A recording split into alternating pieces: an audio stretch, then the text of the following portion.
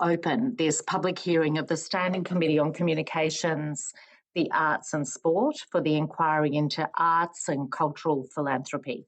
I acknowledge that we are joining from places that have been the meeting place of Aboriginal and Torres Strait Islander peoples for tens of thousands of years, and I acknowledge the cultures of any Aboriginal or Torres Strait Islander people with us today. A program for today's public hearing is available on the committee's website. We intend to take a short break around 11:20, 25 or thereabouts, and the hearing is due to conclude around 1 o'clock Canberra time. I now call representatives for our roundtable session 1 from Sunshine Coast Arts Foundation, Northern Territory Writers Centre, Queensland Music Festival and Music NT. Welcome all. I think we might be short one witness. But for the Hansard record, could you please state your full names and the capacity in which you appear before the committee? And perhaps I'll start with, I recognise Northern Territory, Music NT. Why don't you go first? Thank you. My full name, Mark Smith, Executive Director of Music NT up here on Larrakia land. Thank you. And have I got Northern Territory Writers Centre? Yes, can you hear me? Having trouble unmuting. Yes, we can.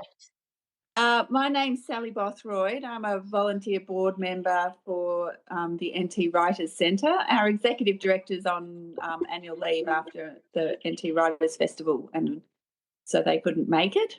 I'm also joining from Larrakia land. Thank you very much. And Andrea, would you like to introduce yourself and where you're from? Hi, yes, I'm Andrea Bridie. I am living up on the Sunshine Coast hinterland, so Ginnaburra area, and I work for the Sunshine Coast Arts Foundation. I am the Development and Partnerships Officer, but I also do the majority of the admin. Thank you very much.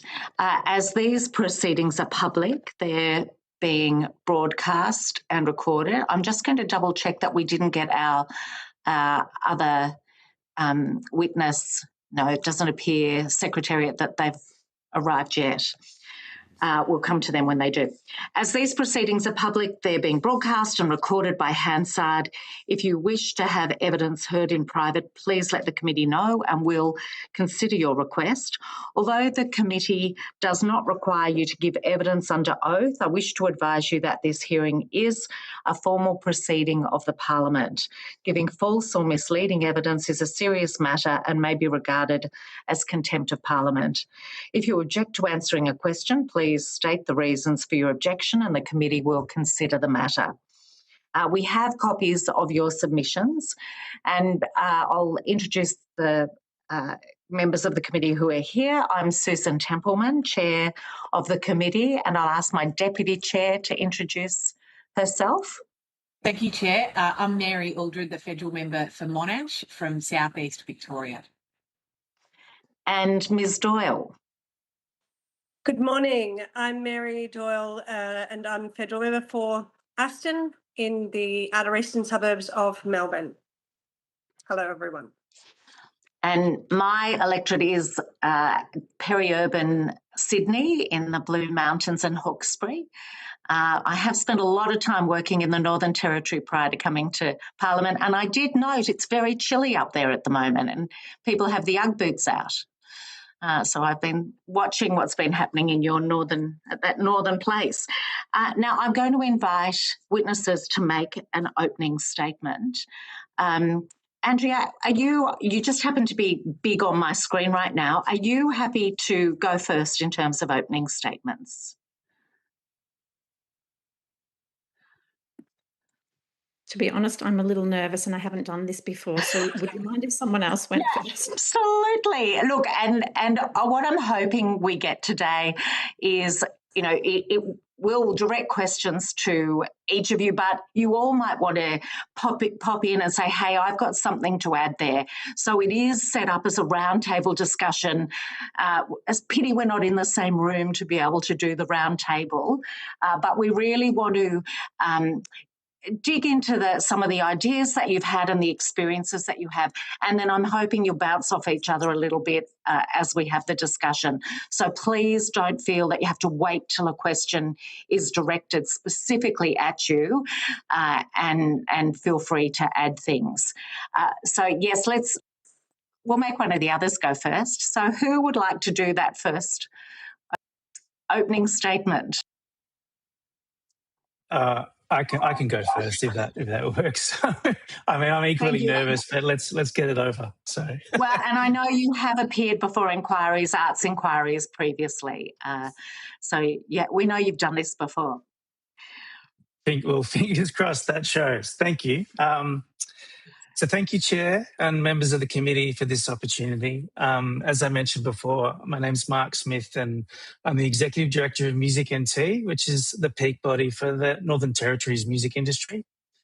We operate offices in Darwin and Alice Springs and represent artists, organisations and music businesses across some of the most remote communities in the country. And a high proportion of our members are First Nation musicians and music industry stakeholders. So it's a key focus of our work and our advocacy. National giving has grown modestly, but that investment remains concentrated in metropolitan markets. In the Territory, we see the consequences of this every day. Our organisations face thin local donor markets, limited corporate headquarters on the ground and higher delivery costs across vast distances, and limited access to major foundations.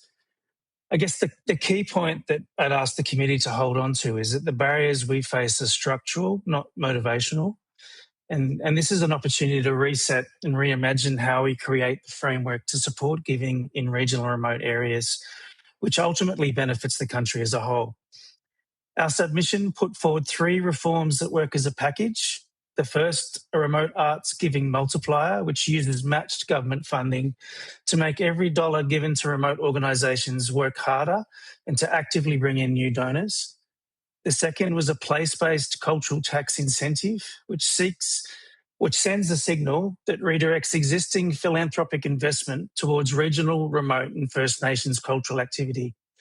And the third, a national arts investment readiness program, which builds the capability of organisations that the organisations need to attract and manage that investment well, because incentives alone won't deliver results if the sector isn't equipped to receive them and manage them. We see this inquiry as a genuine opportunity to make cultural philanthropy work for the whole country, and we look forward to this discussion. Thank you. Thank you. And I want to acknowledge our other witness from Queensland Music Festival, Ms. Sarah Kalau, is now joining us as well. And we'll come to you shortly if you'd like to make an opening statement. Thanks, Mr. Smith. Now, how about Ms. Bothroyd? Would you like to make an opening statement? Hello, I'll give it a go. Yes, my name's Sally Bothroyd, and I'm, as I said, I'm on the board of the NT Writers Centre, but I was formerly an arts worker and worked with the NT Writers Centre for 5 years. We also, like Music NT, have offices in Darwin and Alice Springs, although generally the full-time employment has always just been between 1 and sort of 3 places, depending on funding. So, run on a shoestring. We offer programs to develop writers of all levels, running a festival also to showcase writers and storytellers and to amplify all voices, including the large cohort of First Nations writers and storytellers in the NT. I know fundraising has long been an issue of funders want us to do more raising from philanthropic channels, but it has always been a challenge with the small number of workers on the ground. I support everything Mark said on and I know our executive director has put in a submission with similar platforms. Sorry, planes are going overhead. And I know that NT Writers has been working on this in discussions with the Australian Society of Authors and our fellow writer centres around Australia. So I can't speak in detail to all the requests that have been put in because I wasn't part of these discussions, but I do support them and I'm hoping I can offer any insight. So thanks for, and apologies for the aircraft noise. That's right. Thank you. Thank you. Thanks very much.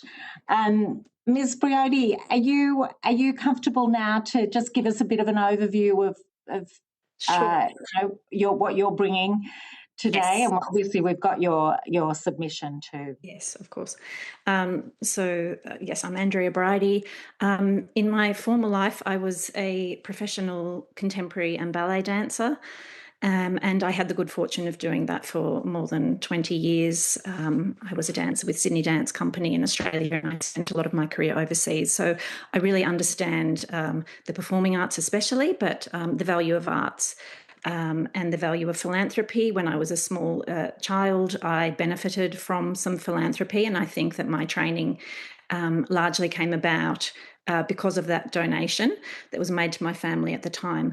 I now represent the Sunshine Coast Arts Foundation, and we are a regional philanthropic body dedicated to fostering a vibrant and sustainable arts culture on the Sunshine Coast. Part of our work is we have partnerships with various arts organisations and artists, and donations can be run through our foundation for their purposes. And we also run a gifted program where we raise donations from our donors to give out scholarships and the like to residents on the Sunshine Coast.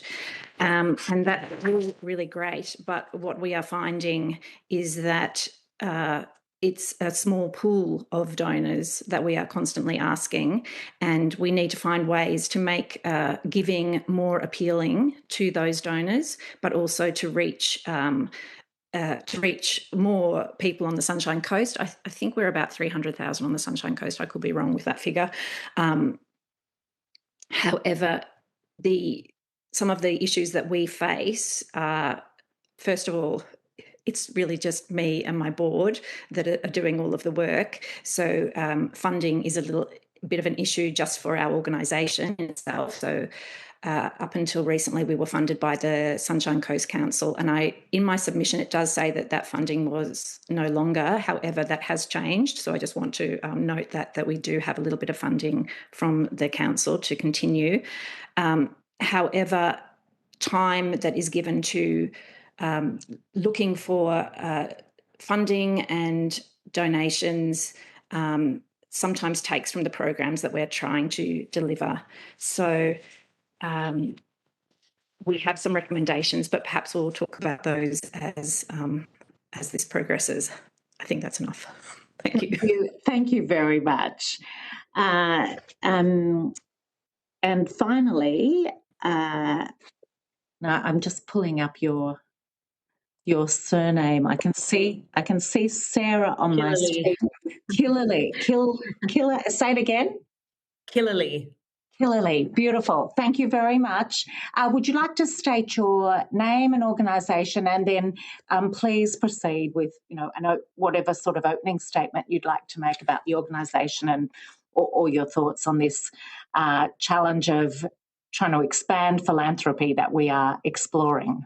Amazing. So my name is Sarah Killerly, and I'm a philanthropy associate at Queensland Music Festival, We have several amazing music trails, and the idea behind us is that we take an audience on the journey. They self-drive through regional and remote Queensland, and they follow the music. So we find massively famous, high-profile artists and put them in places where they wouldn't normally go to encourage regional and remote tourism, extend economic impact, promote regional travel. And then we organise expressions of interest from local councils. So we choose where they host events based on the interest. We have expressions of interest for local contractors and also local artists. So we're trying to uplift local musicians and talent at the same time by putting them on a stage with high-profile artists like Boy and Bear. We've got the Outback Trail, which takes audiences from Charleville all the way up to Mount Isa over about 16 days, and they self-drive. So it's really injecting millions of dollars into regional and remote communities. We work very closely with First Nations. We have exchange programs where we bring these high-profile artists into schools and try to encourage arts careers in places where they might not necessarily have access to these high-profile artists and learn that there are pathways. So our whole process is that it shouldn't really matter where you live. You should have access to the arts, and you should have a passion and ability to learn what you want to learn and entryway into those arts if you want. The challenges that we've faced so far is because our headquarters are based in Brisbane, but all of our work is regional and remote, we find we're not eligible for a lot of grants programs because we don't have a regional headquarters, which seems to be a sort of big tick box. The other thing that we find is that it's a little bit feast or famine. We've been incredibly lucky by being supported by Arts Queensland, the federal government, Revive Live, Creative Australia. But once those programs finish, we want to be able to sustain the impact that we've created the year before, but we need the funds to be able to do it. So my recommendation would be a lot more multi-year investment would really help us just sustain that impact that we're putting into these regional and remote areas who are expecting us back every single year. And sometimes we can't necessarily do the programs that we promised because funding isn't available. The second thing would be a slightly less onerous application process for smaller amounts of money. I applied for a flying arts application a week ago for $5,000, and the application process took just as long as applying for $150,000. And then the acquittal process as well, if that's easier. I'm just thinking for smaller organizations than us that might not necessarily have a grants person, it's a huge chunk of time that it takes. And then the other thing that I would say is potentially untethered funding, so that it's not necessarily attached to a particular project, but more organizational funding, so we can keep doing the things that we know are incredibly important in the way that we know works best for those regional and remote communities. Thank you. Fantastic. Thank you very much. And of course, the questions that you'll get from us today will really focus on boosting the access to funds you have through other grants processes. Right. Thanks to philanthropy. So we're really focused on what are the things, the settings that we can adjust, change, add that will make it easier for you guys to access other pools of funding to help even out, what you're doing, recognising, of course, that we can see that Revive, the national cultural policy, has led to a significant boost overall, but we're now looking at where does philanthropy fit as a bonus to all of the things that will continue to happen from that federal government perspective and Creative Australia and Regional Arts Australia sorts of funding programs. I'm going to ask all of you an initial question because you've already tapped on a bunch of things that are your barriers and your challenges. So we've heard capacity constraints around reaching out and finding philanthropists and donors and the like. We've heard there's a broad term of structural barriers has been mentioned. We've also you've talked about just what extra incentives there could be from a federal government perspective. So I suppose I'm just, after kicking off the conversation, being really specific about of all of those things, trying to work out what the biggest challenges are that would help you access greater philanthropy. So I don't mind who goes first in starting that conversation, but I'd address that question to you all, and I'll ask a couple of questions, and then my colleagues, Deputy Chair and Ms Doyle, will follow in. I'm sure we'll get more and more specific as we go through. But I just thought I'd start with trying to get some sort of consensus on the biggest challenges out of all the things that have been mentioned, and it might be that it's all of them. So I don't know who would like to have that conversation, be the conversation starter there. Mr. Smith. I can start. Thank you. I mean, I guess for us,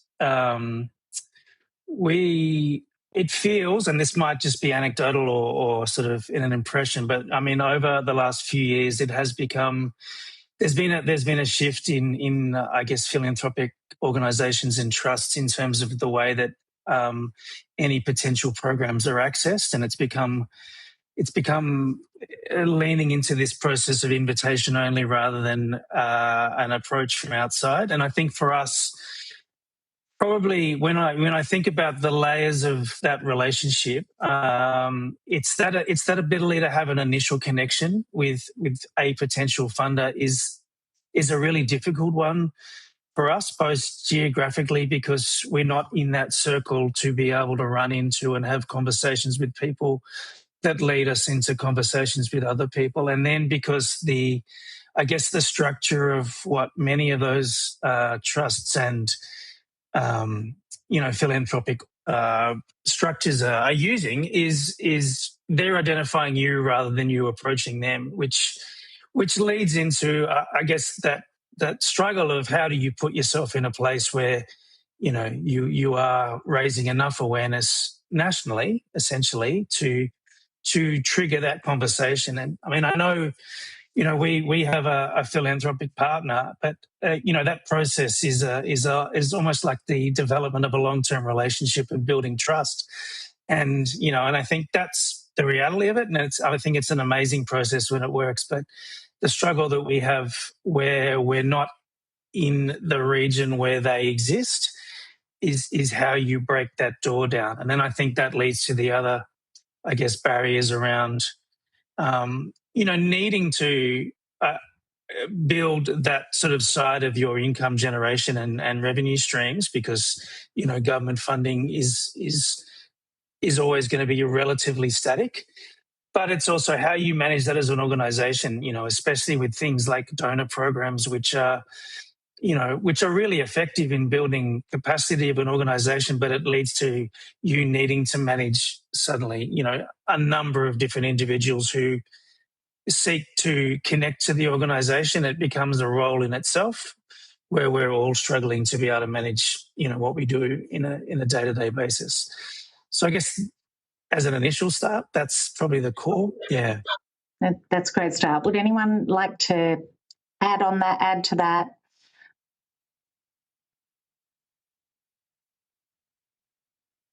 It might be, if you see it differently, what you feel the biggest barrier for your organisation is. Yes, go ahead, Mr.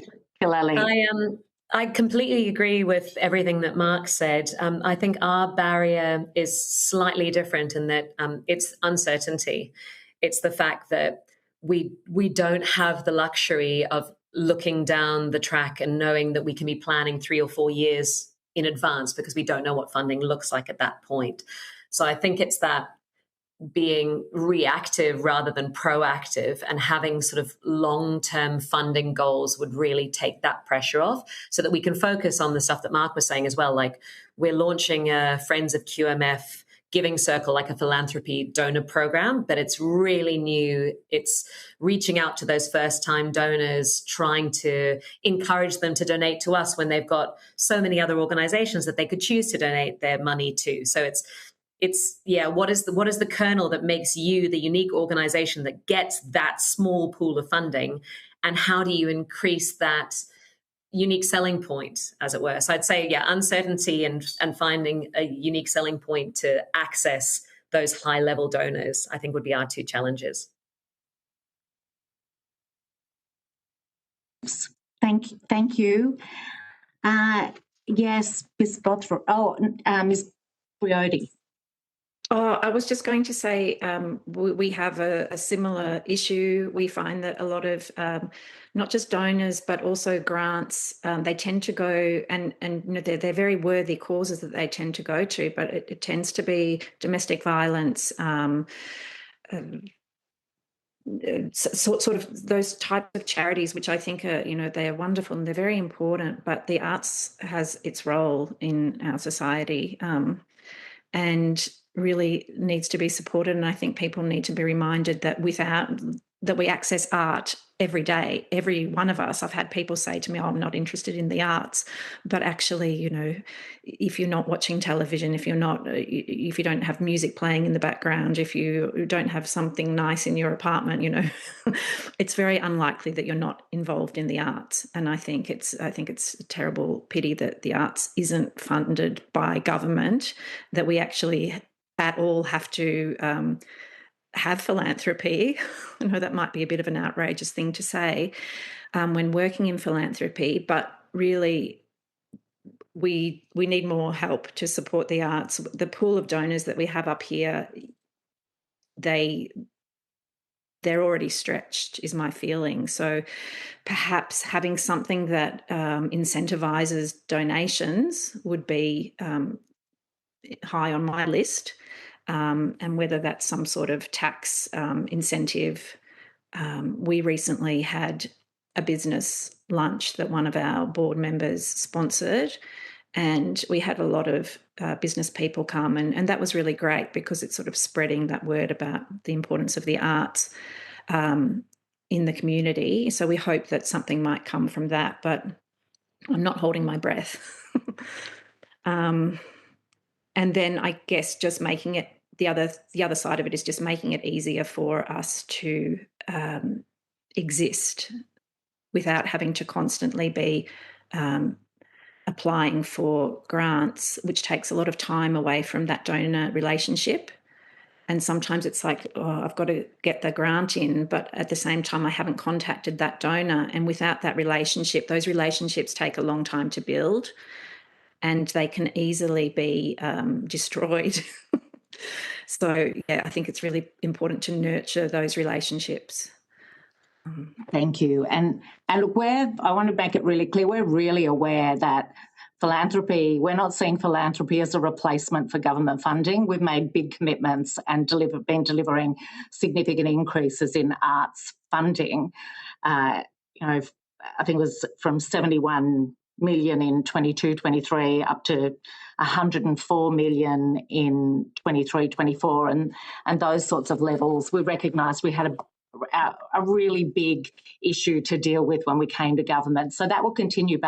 And now we're saying, all right, as we start to really steady that take away some of the uncertainty, and I think someone's mentioned longer term funding, small to medium orgs, we've really had to see additional funds flowing through to them. But so this committee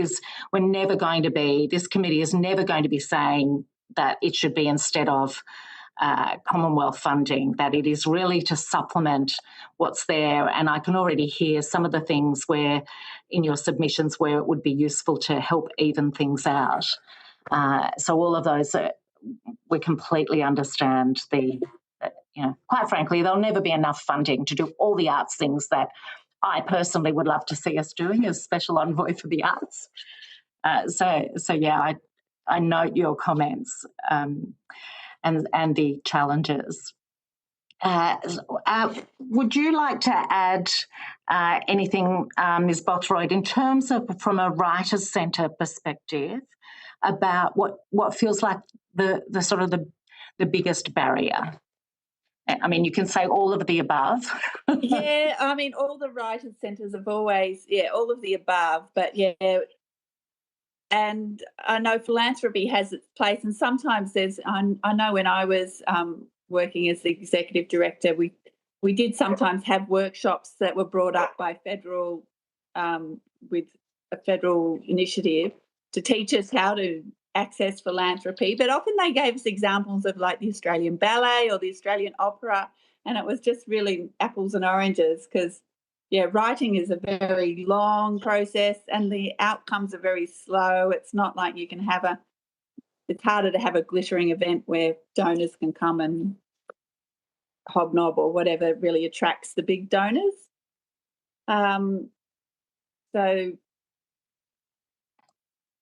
With writing, it's really, and writers just really don't make a lot of money too. So you can't, there's one or two making all the money, and I'm sure they're hit up every day to give money to writing festivals and writing centres. And publishing also is in a constant state of flux and still is with AI. They don't have a lot of money to throw around, and if they do have money to support, they do tend to go for the festivals in big cities where there's big audiences and they can actually make some book sales, and not in remote areas where they won't make money back on book sales. We do find the writing orgs, I think, do struggle to get noticed because it's a bit of a private thing, often reading and writing. There's festivals, but also they're not as flashy as sort of some of the big scale spectacles that tend to attract more of the funding dollar and sponsorship dollar. And can I pick up on that before I hand over to the Deputy Chair and just ask you, in terms of this capacity building, because that's come up. I think each of you has either mentioned, you're only one person and you're trying to do many things at the same time,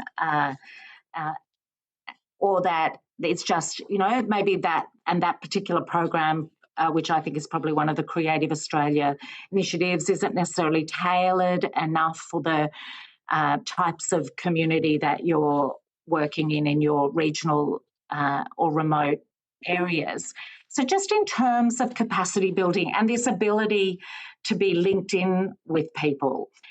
So if you think about the role Creative Australia plays, can you see opportunities there for them to be more acting in a way to match you with potential donors, to build your capacity to be able to attract them? What would be useful?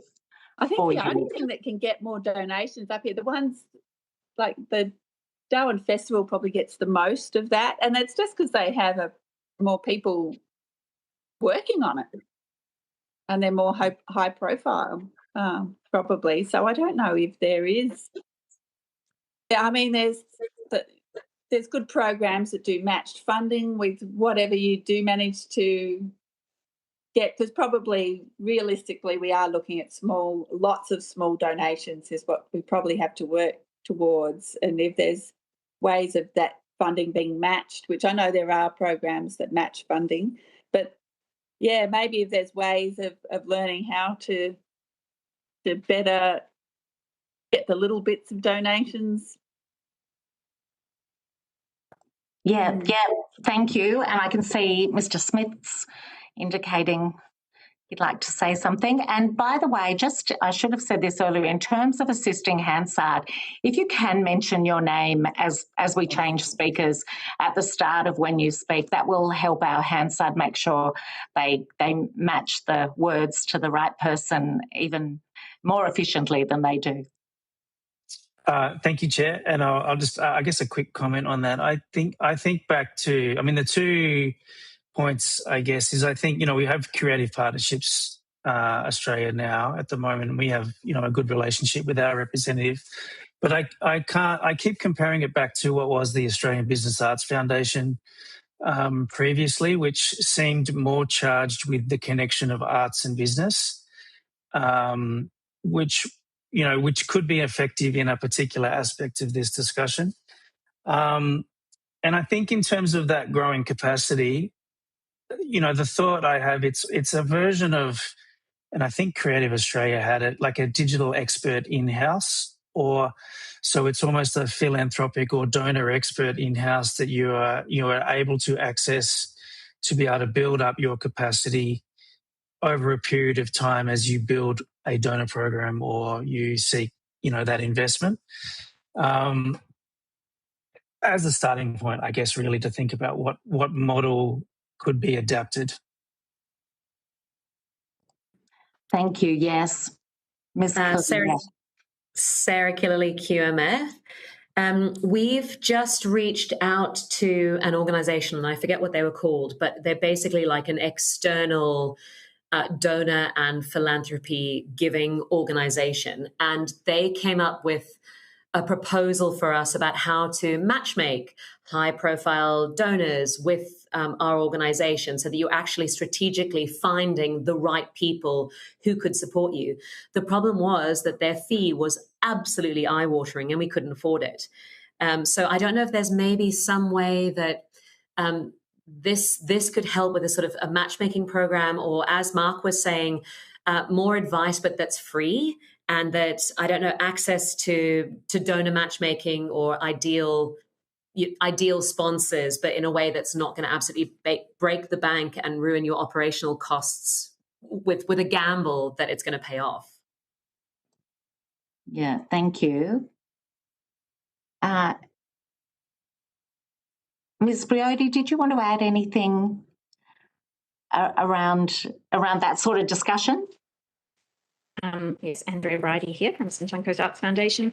Look, I agree with Mark. I think it would be, and Sarah, it would be very helpful to have somewhere that you could go to that could help you with certain projects, if rather than having to apply for funding to get somebody else to come on board, especially for very small organisations. I find myself doing tasks that I'm teaching myself as I go, and it would be great to have somebody that I could refer to. We outsource, of course. If I need IT help, I do that. I get someone on board, but it's quite difficult. Yes. I hope you understand what I'm saying. Yeah, I'm really struck by your message about so much relying on one person to be spread very thin, and I suspect that's the case for many smaller, particularly regional and rural arts organisations. So supporting you to have more capacity, it sounds like that's really key to allow you to make the most of opportunities that might be there. Yes, that's right. Look, I'm going to, my Deputy Chair's been very patient. I'll go to my Deputy Chair and then Ms. Doyle for further questions. Over to you, Deputy Chair. Thank you, Chair. I think my first question, if I may, to Ms. Briody, I was really struck by your reflection a few moments ago just about for people in the community that say, I'm not into art, but they've got art throughout their office or their home. I probably fit into that category in that, not that I'm not into art, but I don't consider myself, an educated person about art. And yet, I've got pieces from across my electorate that I've collected over time in my home and office. There's a piece I have that I treasure from Northeast Arnhem Land in my home from a few years ago. But I don't consider myself an educated person. I just have a real appreciation. How do you think philanthropy might make people who don't consider themselves or have perhaps a lack of confidence in their education about art in terms of its provenance or its history, but have that feeling of connection. How do you think that philanthropy might make art perhaps more accessible and give people traditionally not from the arts community a better sense of confidence about engaging and enjoying art? And I'm talking in a general sense, not a specific medium or format. Andrea Bridey, Sunshine Coast Arts Foundation. I think, I think up here on the Sunshine Coast, there's lots of festivals that try to involve the public.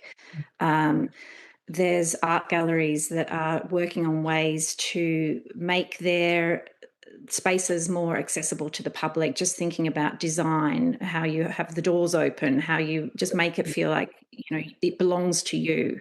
Public art, having more public art on the beaches, for example. I think I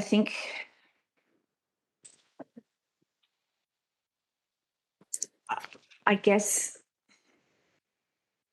maybe the messages have to also come from government that art is important in the same way that sport is important.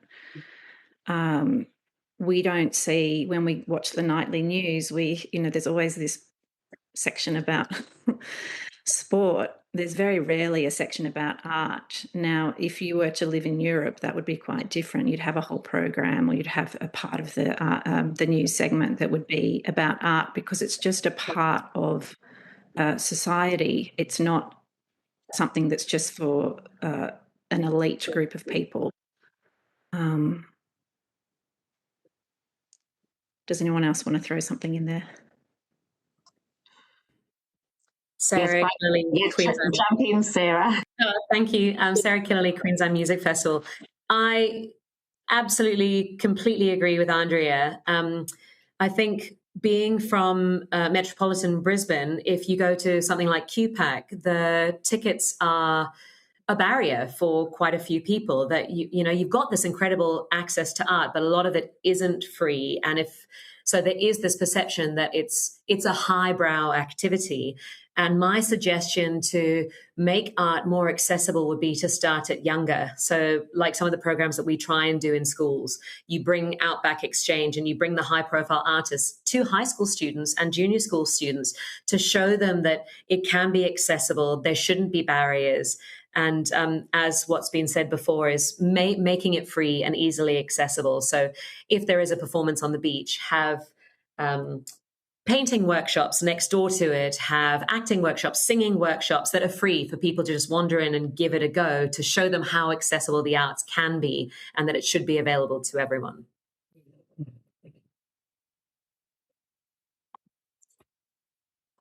And I think someone else had their hand up. Oh, me. So that one, Sally, go for it. NT writers, just saying about, art and being for the elite, but with writing, we support writers writing everything. One of our most successful writers in the NT is Barry Johnsberg, who writes YA books for young adult fiction. He wrote H is for Happiness, which they made into a film. And these are books just about, young people in contemporary life, a way to get children reading, which we all know is so important for their educational outcomes. But so writing, we support all writers, whether they're writing commercial fiction, whether they're writing experimental poetry, whether they're trying to write the history of their country at the time. A recent important book that's come out, A Piece of Red Cloth by Leonie Norrington, in conjunction with some Yolngu women who hold stories about, and it's set in pre-colonial times, during the times of Macassan trading, a novel. These are, it's very accessible piece of reading that teaches you a lot about Australia. So, no, art's just not, art's not an elite thing, I don't think, especially, a lot of it is accessed every day by everyday Australians.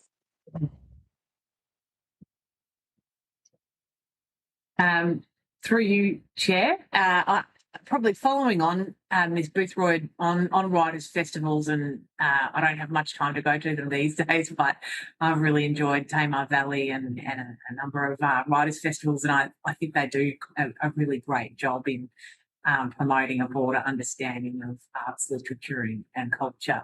You know, can you perhaps take us through your planning on being able to attract a headline, we use the word star, but someone like a Don Watson, who I think has done a really great job of that storytelling. He was born on a dairy farm in my electorate, but perhaps how important is that? And in terms of financial barriers and philanthropy, could you talk us through perhaps a little bit of your program planning in that regard? With our festival, it is important sometimes to get a headliner in to get more media attention for the festival, and a lot of that does just depend on who's touring a book or who can make it to the NT at that time because of the distance. But we are also sort of often the festival is constrained by the cost of airfares at the moment, particularly.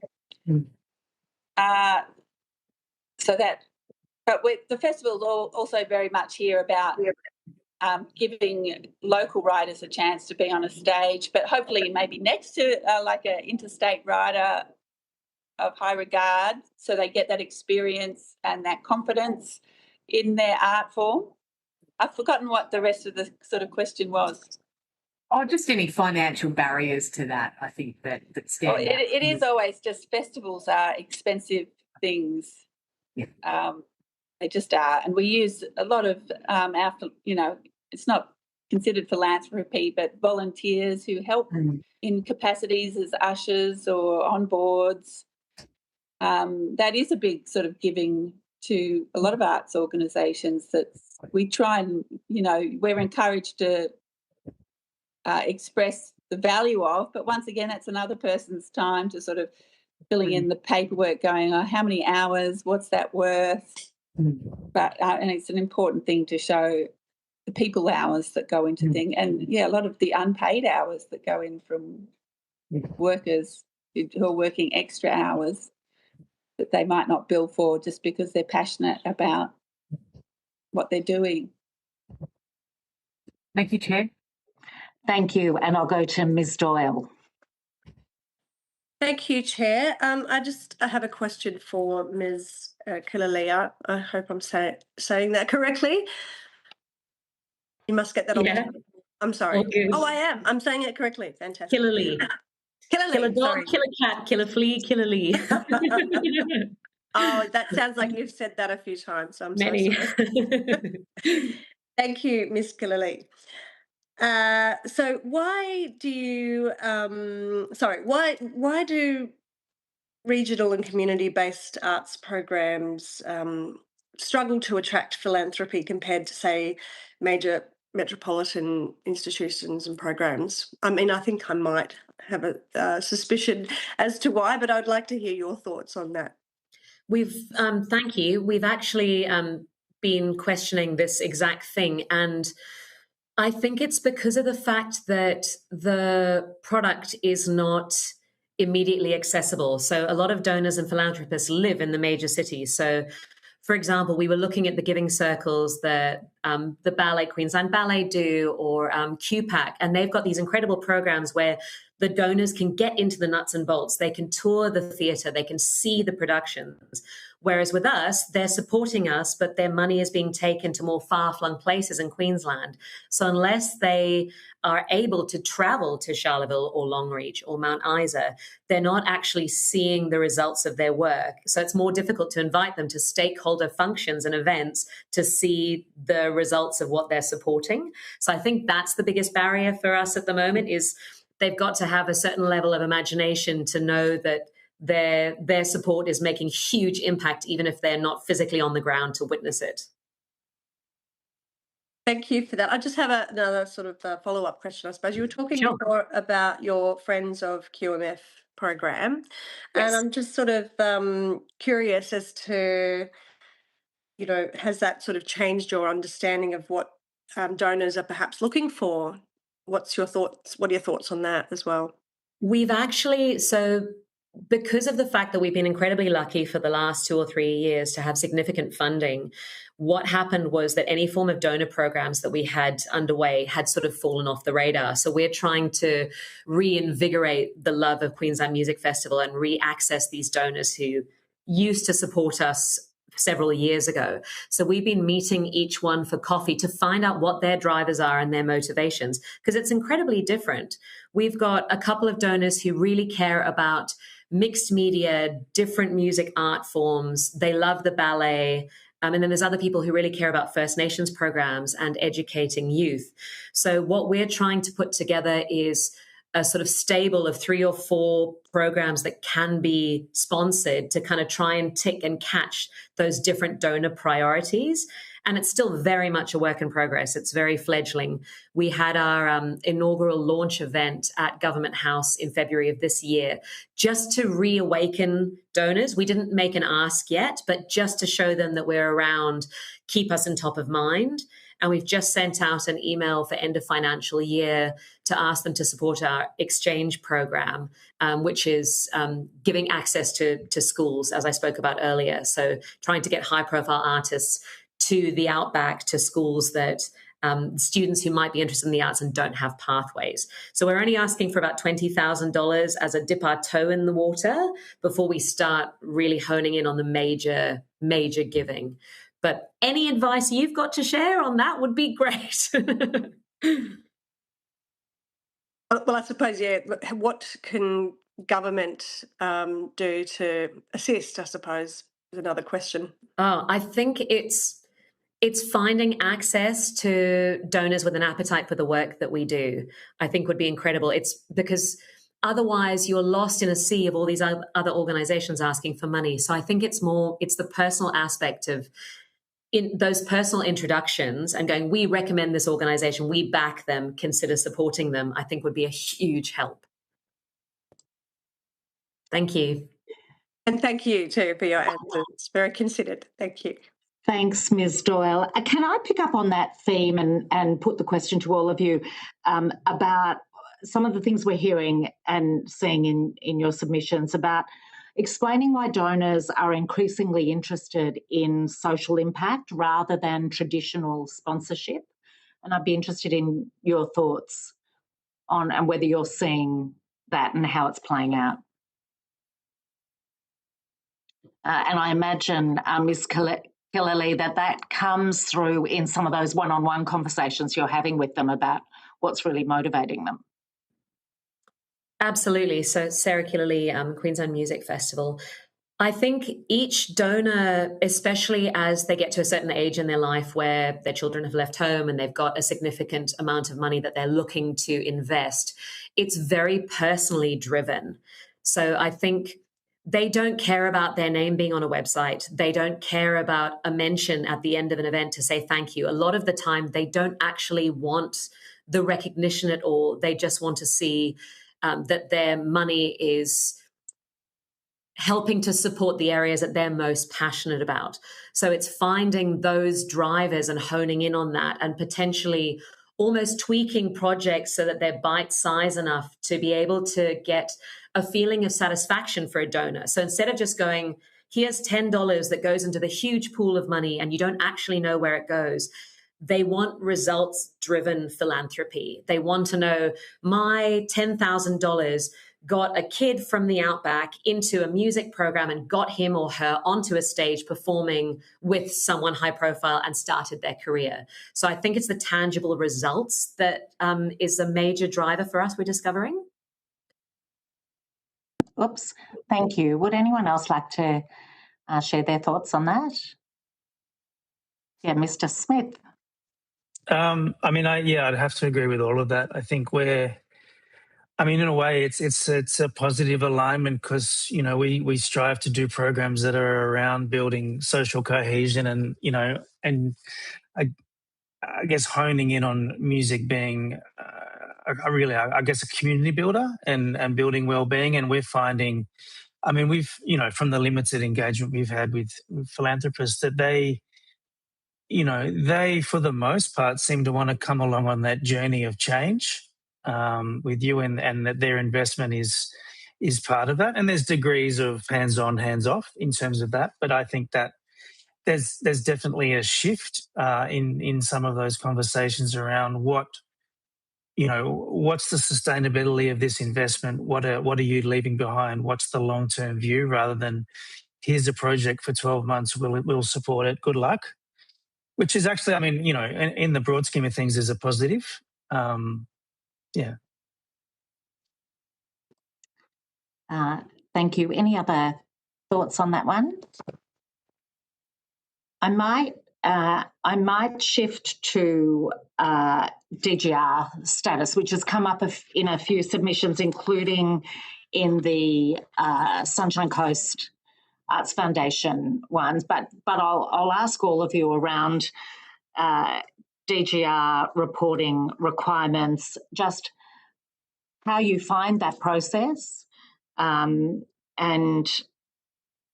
I guess any experience with using the Australian Cultural Fund to avoid those sorts of compliance and reporting experiences, and what your experience of those things have been.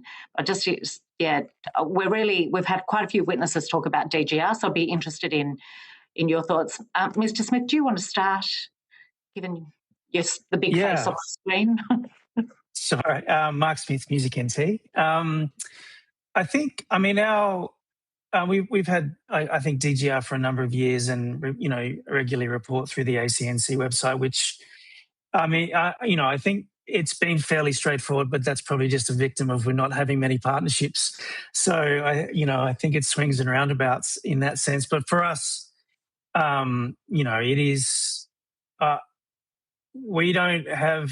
I guess for us, it's working. We are exploring at the moment, working with organisers, because I guess a lot of the support we get is an in-kind basis, whether it's from productions or for otherwise, but then working with them around recognising that in-kind in a DGR tax concession sense, just to provide people with incentive where they don't have financial capacity to invest, but they can invest in, tangible things that will enable us to continue delivering programs. So, but, from our experience, we don't have any issues with DGR and reporting. Ms. Brady, can I come to you, because I know your submission talked about the fact that the burden of maintaining it for a small organisation is identical to that required for a big organisation, and so it's the proportionality of it.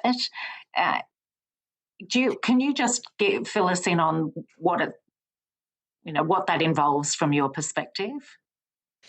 I guess from my perspective, because there is, it's just me doing that, it's the time, I guess, and making sure that everything is organised, that the reporting gets done on time, and that that the annual report has been done, and all of everything's lined up, ready to go.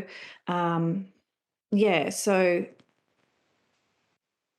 then, the management of the receipting, the website, etc., to do all of those things. I guess it's just that time burden.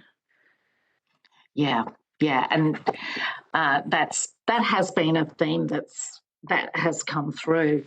Am I right in thinking that the foundation has 21 staff hours per week? Is that? Yeah, so I believe my contract says it might say 12 to 15, but my chair always just says do what you need to do. I'm really sorry, I've got a dog. No, we can't. Well, I can't. It's not as obvious. Okay, good. So that's the time that I have, and I have other jobs in order that I need to do as well. Yeah. So, yeah. Thank you. Any other thoughts on DGR? Yes. Sarah Gilly, QMA. Thank you. it's not necessarily for us. We've got DGR1, which is obviously really useful because it means we don't have barriers to applying for grants in that respect. This is based on other organisations that I've spoken to, like Brisbane Festival, for example, don't have DGR status, so they don't apply for lots of grants because they're not allowed to because of the DGR status that they don't have. So that's just anecdotal. And last week I went to the Queensland Giving Week, and I went to a Giving Circle philanthropy lunch. And what I found really interesting there were a few little organisations who'd managed to bypass DGR by creating themselves as community. Forgive me, I'm not sure the exact terminology, but I feel like there was less reporting needed, and you could become a not-for-profit without necessarily having DGR. So it seemed like there's a more positive workaround, and I'm not sure of the exact details. I can find out and email it through to you, but that seemed to reduce barriers for smaller organisations who don't have DGR. Have any of you got experience, not necessarily your own organisations, but others using the Australian Cultural Fund? So where people can register and not need to have their own DGR? Has anyone? It may not have been something on anyone's radar. Yes, Andrea. No, because we do what the Australia Cultural Fund does to a point. We can't do the match funding, obviously, but we do that same thing for other arts organisations on the Sunshine Coast. Now, I note that some of the artists that we have are also with the ACF, so they'll also have a page. But quite often the donations end up coming through the foundation, and I don't know whether that's just because of the local recognition of the foundation, perhaps. I'm really not sure.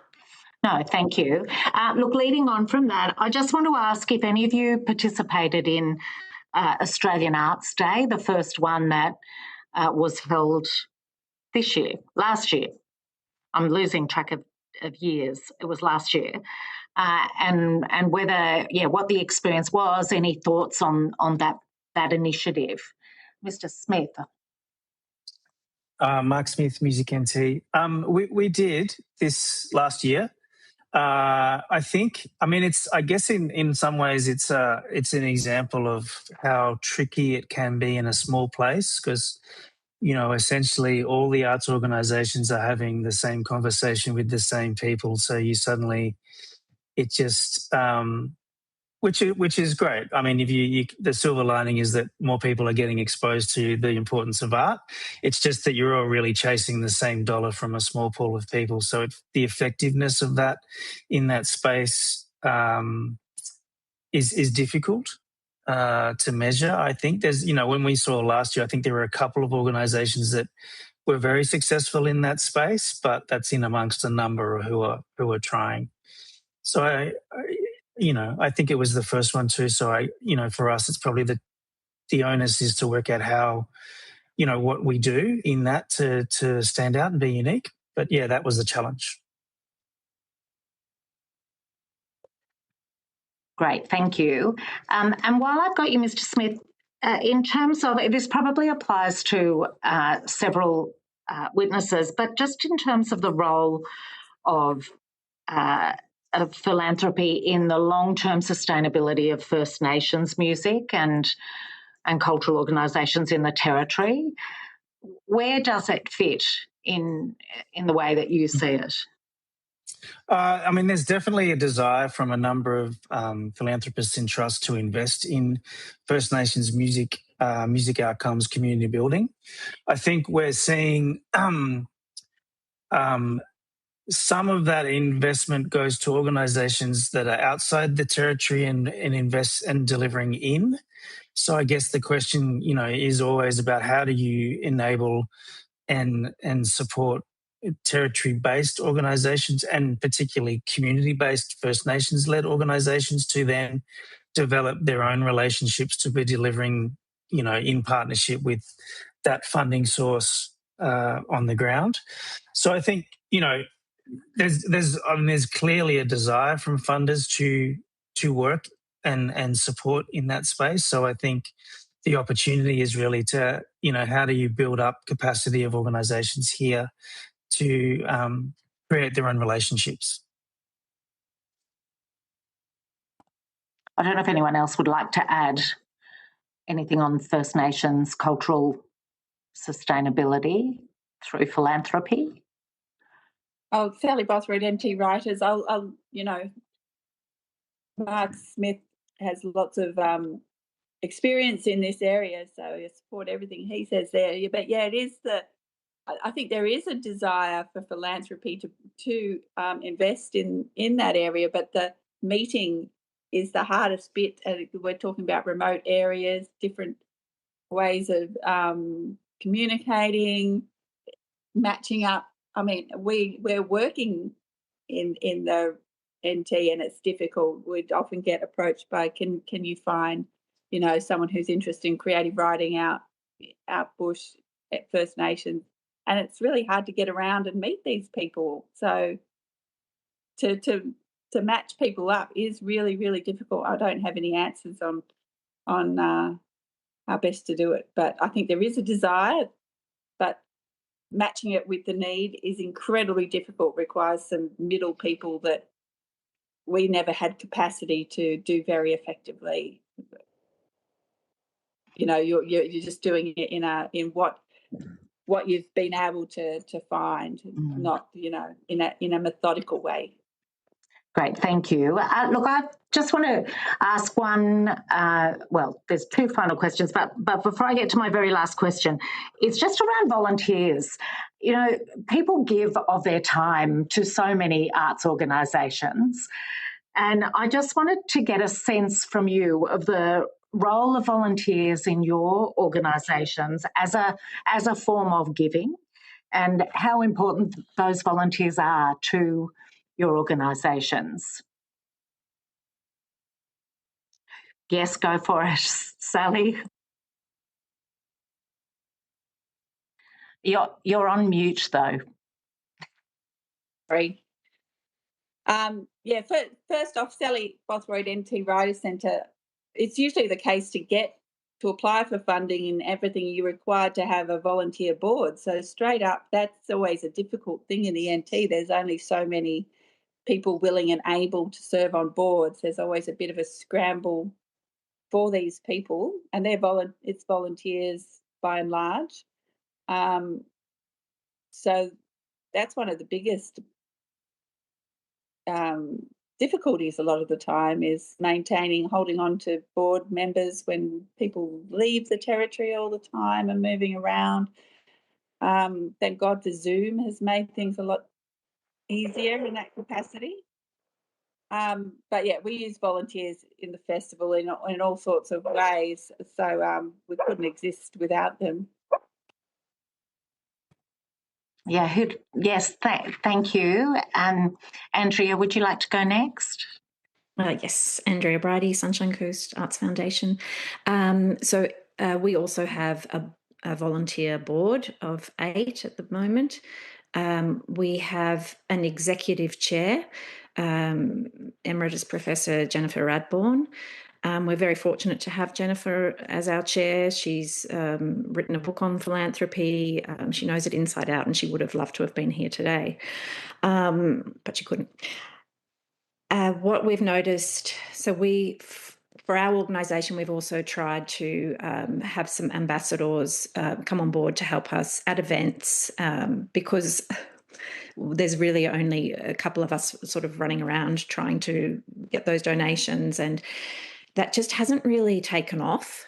I have looked at some other organisations. There's the Butterham Foundation up here, and they are entirely volunteer. They have 10 board members who are volunteer, and then they have 90 volunteers and ambassadors working for them, which is wonderful, and it's something that I'd love to see.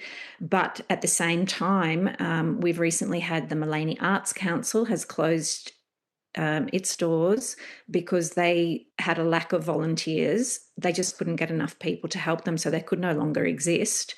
And then we've had another Arts Connect, which is still going, which is great, but they have really struggled with volunteers as well. And so now when they are holding events, they're actually asking, are you a member? Are you able to volunteer at this event? So I think finding volunteers is really difficult. I've discussed it with our chair, and I think part of the problem is people don't have time.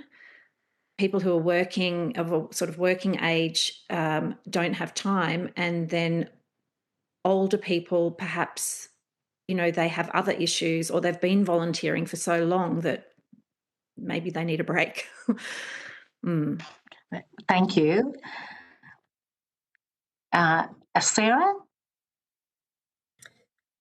Thank you, Sarah Killerley, Queensland Music Festival. We have several ways that we utilise volunteers. For all of our events in regional and remote areas, we use local volunteer groups. And we normally don't have issues finding them because we incentivise volunteering. So if they volunteer for 4 hours, they get access to the event that's on show. So it's kind of like a win-win situation. We also have a community advisory group, which is made up of representatives from the regional and remote areas that we travel through, so that we make sure that everything that we do is recommended by locals. We pay for their travel and their time to come to meetings, but the time in between is voluntary. We also have an Indigenous Australian Advisory Committee as well to help us navigate the First Nations programs that we do as well as having a volunteer board. But I think because we're a higher profile organisation, we don't necessarily struggle to fill those board seats as much as smaller organisations. And because we're based in Brisbane, it's very easy for people to attend meetings. So I think we're in a very privileged position in that respect with, attracting volunteers. Thank you. Mr. Smith, did you want to add something about volunteers?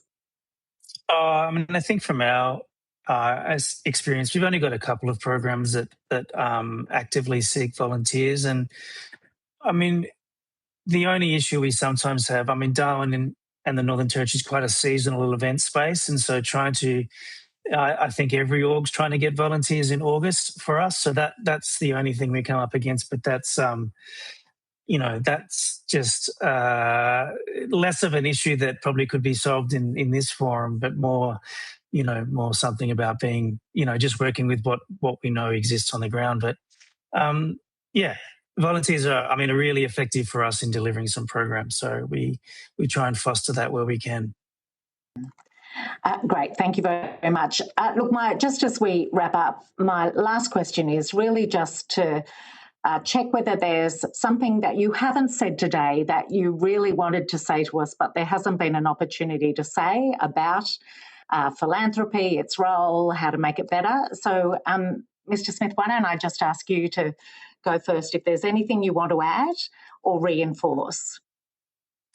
Sure. Mark Smith, Music NT. I guess I think through this conversation I've come back to, in a way, there's a really long-term vision for what this is. And I think, for us, partly, that idea about government and philanthropic trusts co-investing is really talking about what do we value in the community. And I think any triggers to sort of grow that is actually saying, no, we value this. I think that conversation around, members of the general public not necessarily recognizing art or being involved in art, but actually art is everywhere. And I guess we're sometimes victims of that ubiquity in that it's lost about how it actually gets created, but it just exists. So that's always the challenge that we face. But we keep coming back to ideas about how do you engage people as young as possible in art and in appreciation of art, with the idea that over time, that might build artists, but it also just builds people that have an understanding and an affinity and a connection to art, who may end up being it, philanthropists or trusts or funders.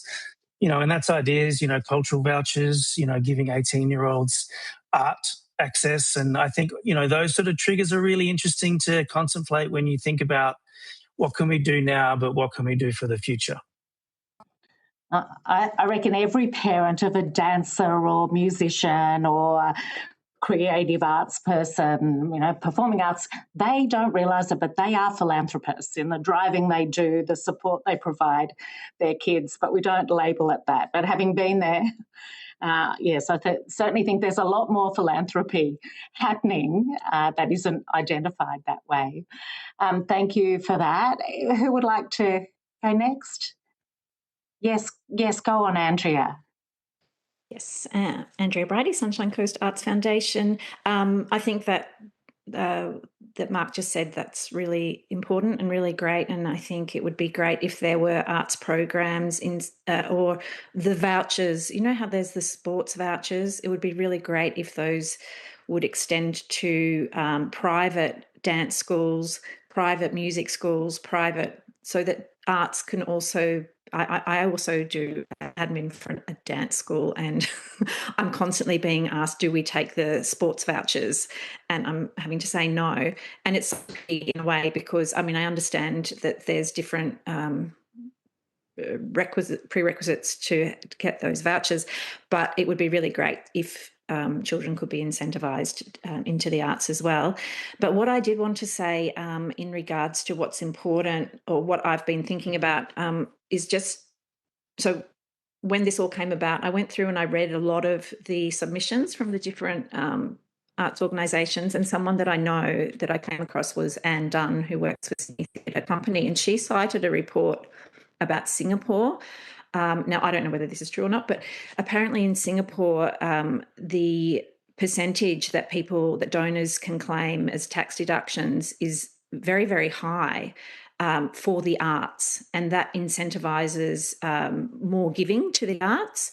And I think that would be one area to consider, because it might lessen the burden that is needed on the government and in the arts sector, if donors could see the arts as something really valuable to donate to. Thank you. Great, thank you. Sally, would you? Oh, yes, Sally, and then I'll come to Sarah.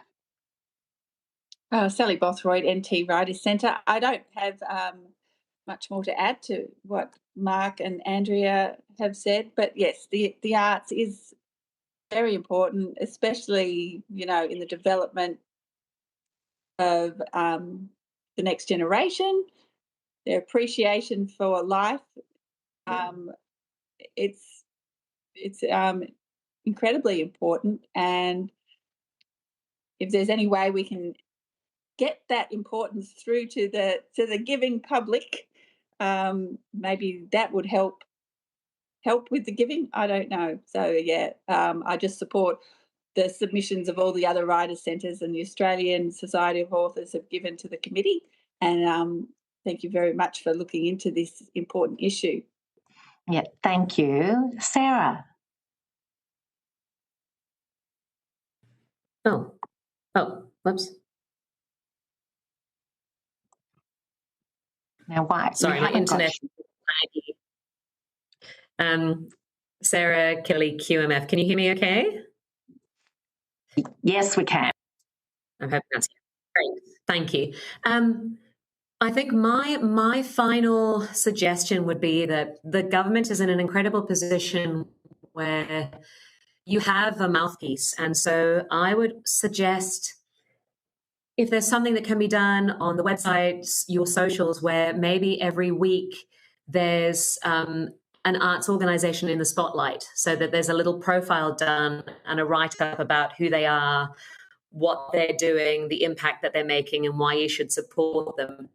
Because then it sort of normalizes giving to everyone and gives access to organizations that might not necessarily get access because they don't have huge marketing budgets, to regular givers and regular donors.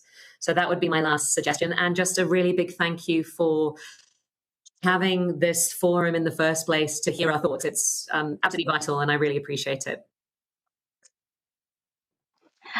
Well, look, thank you all. We're really grateful to get a perspective from your, non-metropolitan or non-city areas, wider perspective around regions and rural areas and remote areas. So thank you for your attendance at today's hearing. If you've been asked to provide any additional information, please send this information to the Secretariat by the 25th of June. I'm not sure that anyone was. You'll be sent a copy of the transcript of your evidence to which you may suggest corrections. And the committee will now take a short break and will resume at 11:35 for our second roundtable. But thank you again, all of you, for your time and your insights. We're really grateful, and the committee is now suspended.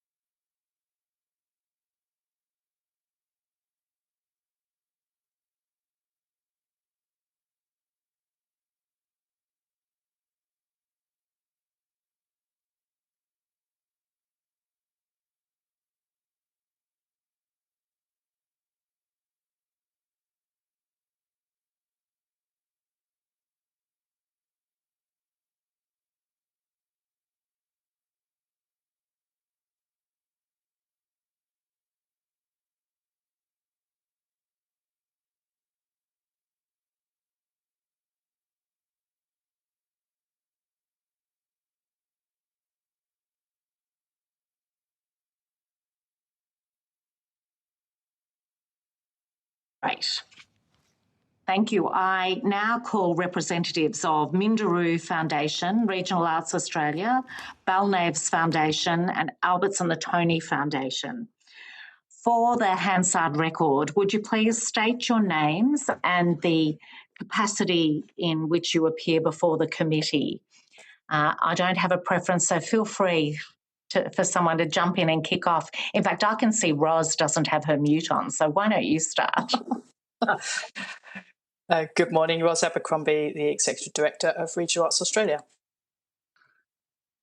Thank you. Next. Hi, Hamish Balnaves from the Balnaves Foundation, the CEO. I'm Amelia Hart. I'm the Head of Grant Making and Impact at the Balnaves Foundation. Thank you. Hi, I'm Ingrid Albert, Executive Director of Alberts and Head of the Tony Foundation. Thank you. Good morning. I'm Andrew Baker, Head of Vibrant and Connected Communities at Minderoo Foundation, and I'll throw to my colleague Ryan. Thanks for the opportunity to speak to the committee today. My name is Ryan Gennard. I'm the Head of Sector Development and Innovation at the Minderoo Foundation, coming to you from Turrbal and Yagara country today.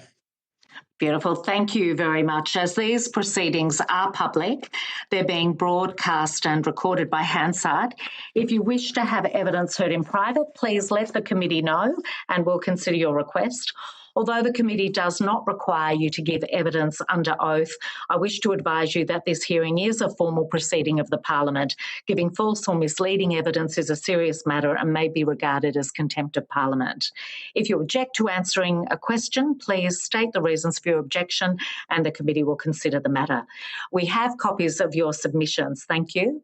By way of introduction, I'm Susan Templeman, Chair of the committee, and coming to you from the electorate of Macquarie in the Hawkesbury and Blue Mountains on Darug and Gundungurra and darkened Young Land.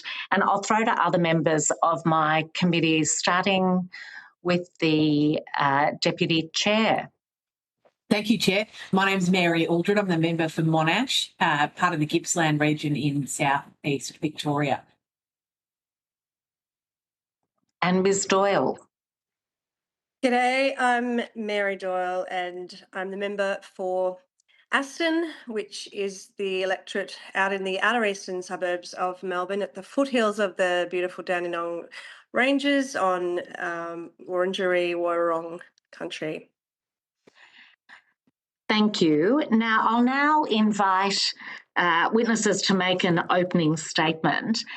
And I don't have any preference for who would like to go first. So whoever would like to start us, please do. I'm happy to jump in, Susan. Thank you. And we're really grateful to have you here, particularly because of the relationship with Minderoo. So I know it's a little bit outside sometimes what we talk to you about, but thank you, Ros. Over to you. And if before you speak, if you could just say your name to help Hansard make sure we're matching names and words, that would be fantastic. Thanks. No problem. Ros Abercrombie, the Executive Director of Regional Arts Australia, usually based in Millwall on Bungarong country in Victoria. Across regional and remote Australia, hundreds, if not thousands, of artists and creative innovators are doing the slow, steady work of community building. They're working in town halls and neighbourhood centres, in schools and sheds, in aged care homes and mental health units, in community gardens and on country. They're listening deeply, they're holding space and they're weaving connections.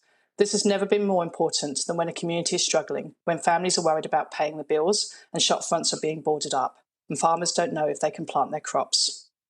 Today, Australia's creative sector, especially the one that serves regional remote communities, is uniquely positioned to strengthen national resilience, generate economic, social and cultural value that extends beyond traditional market settings. Our regional creative industry delivers scalable, tangible benefits to communities across the country, driving innovation, collaboration and sustainable economic growth. And yet, our funding systems have rarely been designed to support this kind of work. For decades, public investment in the arts has prioritised outcomes. A show, an exhibition, a festival, a deliverable. These moments matter.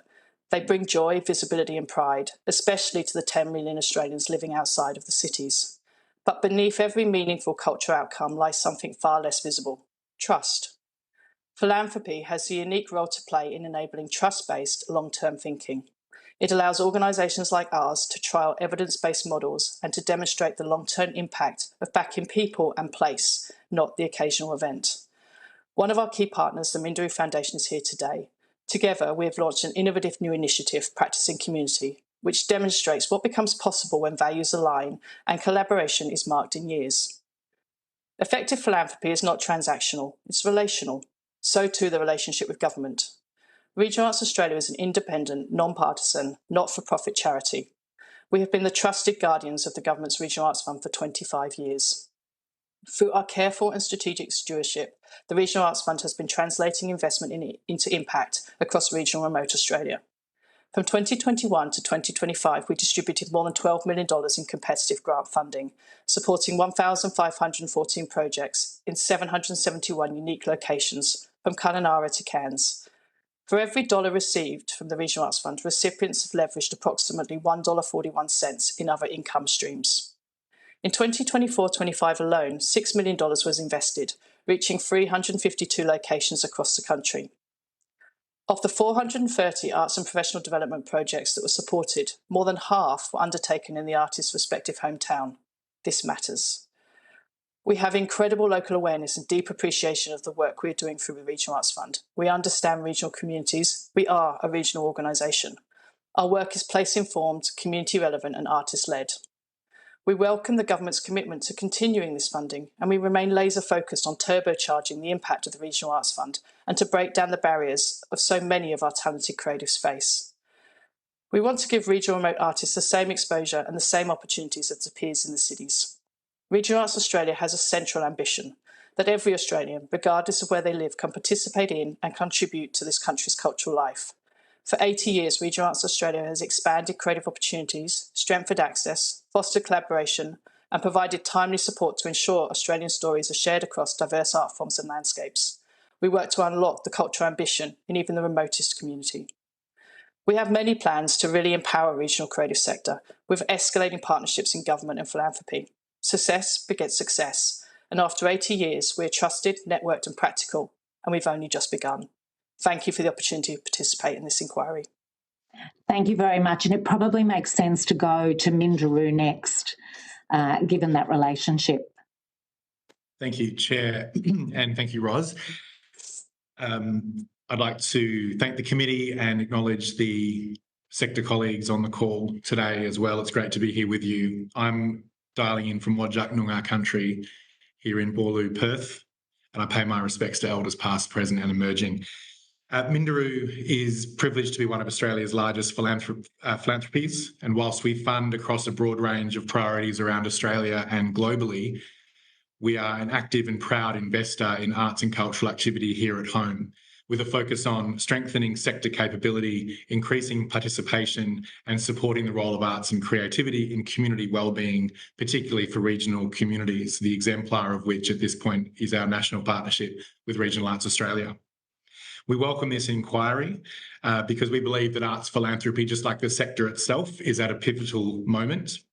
While philanthropy already plays an important role, Australia underperforms compared with comparable jurisdictions in overall giving, and this gap has a disproportionate impact on the arts sector, which tends to rely more heavily on private support in terms of revenue mix than some other sectors. Our interest in this area is grounded not just in personal passions and belief in the power of the arts led by our founders, but it's in what the arts deliver, not only for the intrinsic aesthetic value they offer, but culturally, socially and economically.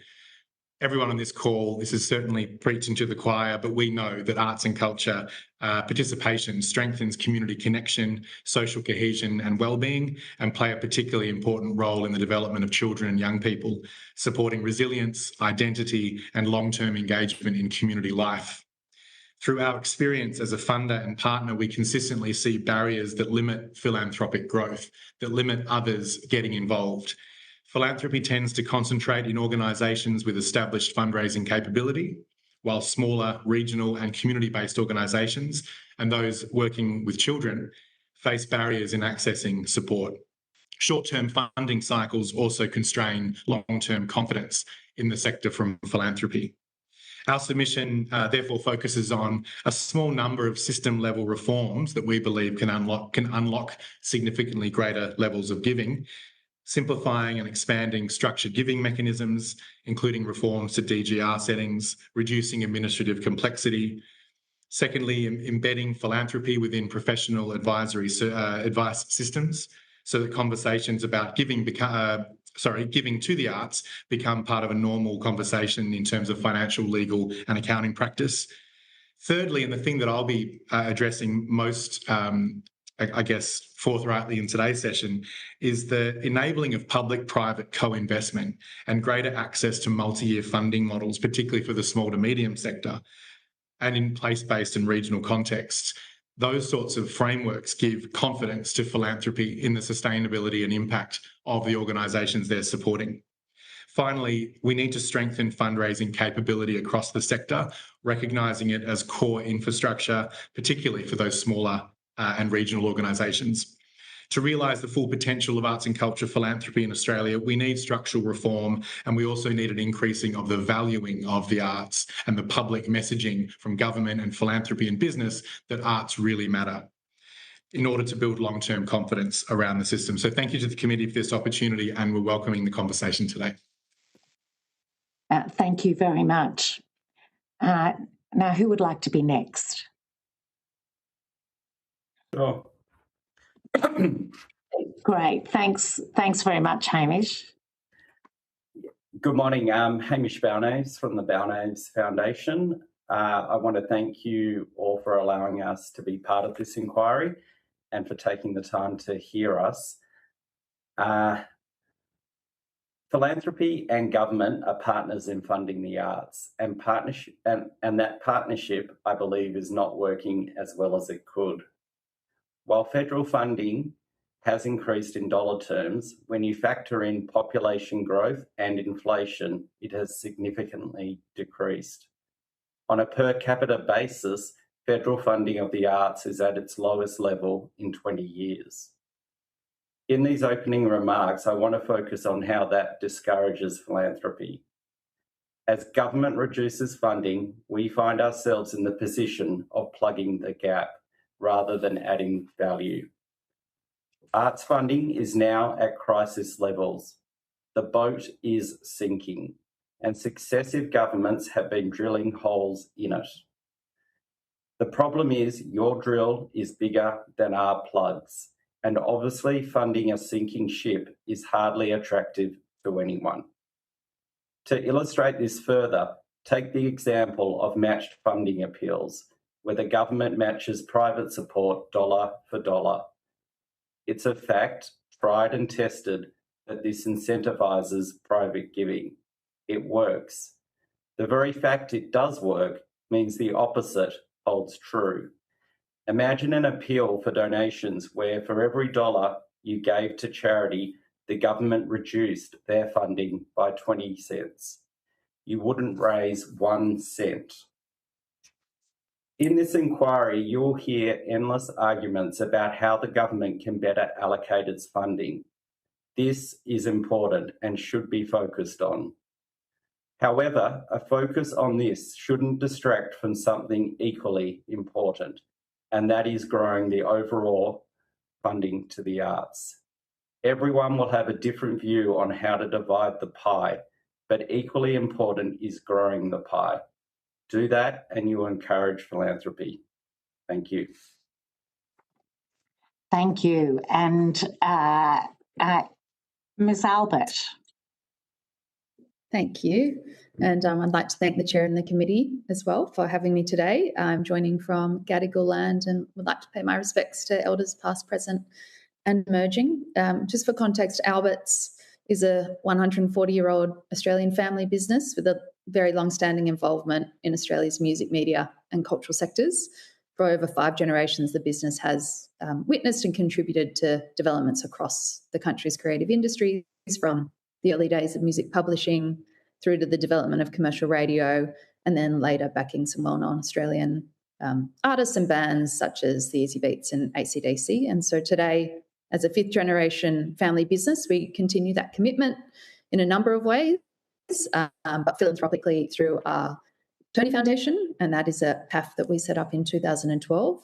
And we support organisations using music and the creative arts to improve life outcomes for young Australians, particularly disadvantaged youth, First Nations youth, and young people experiencing mental ill health.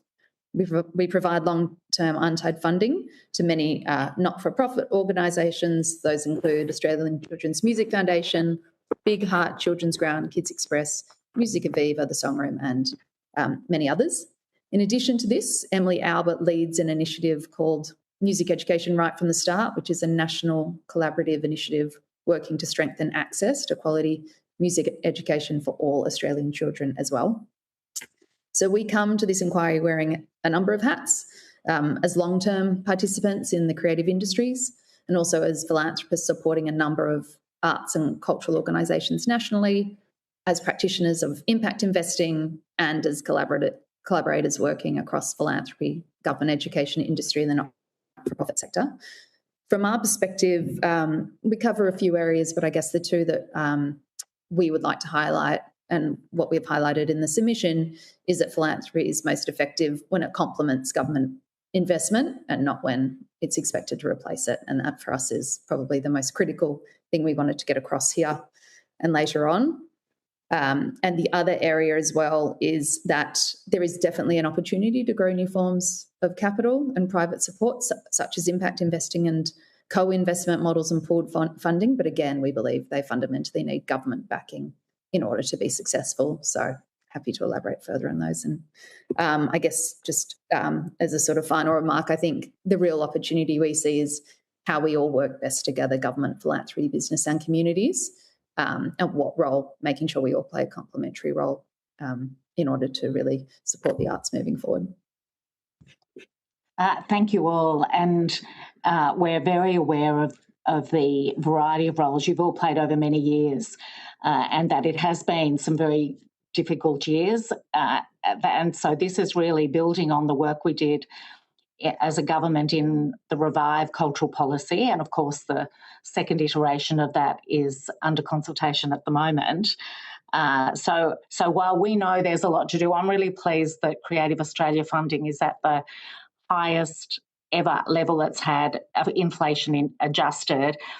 And we definitely want to look at what you're doing to take things further rather than in any way be replacing Commonwealth funding or government arts funding at any level, really.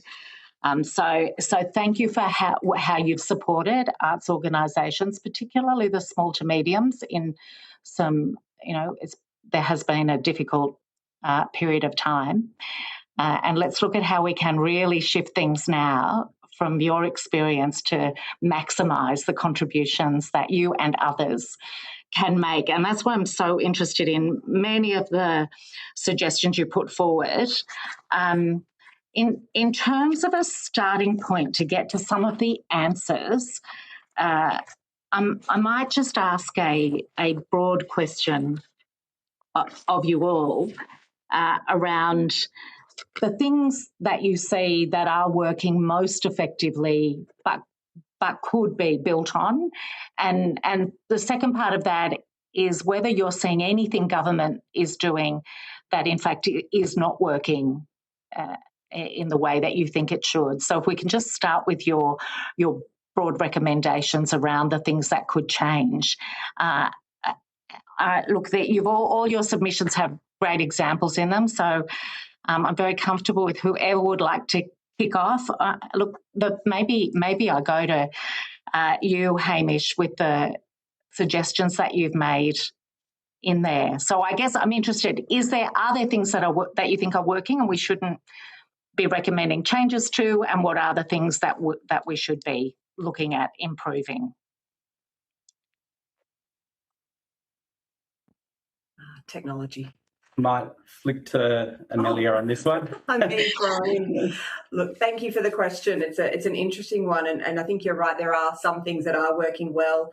So I'm flipping through our submission so I can get the language right. But I think there's things like the amplified policies, CAF, the Creative Australia Cultural Fund, where there is access for organisations that don't currently have DGR to be able to receive philanthropic donations. But I think that is where, to echo Mindaru's point, one of the biggest opportunities is DGR reform, as was recommended in the Productivity Commission report as well. That seems to be a fundamental game-changing opportunity for a lot of the small, medium and regional arts organisations that we see as a huge opportunity as an outcome that could be done.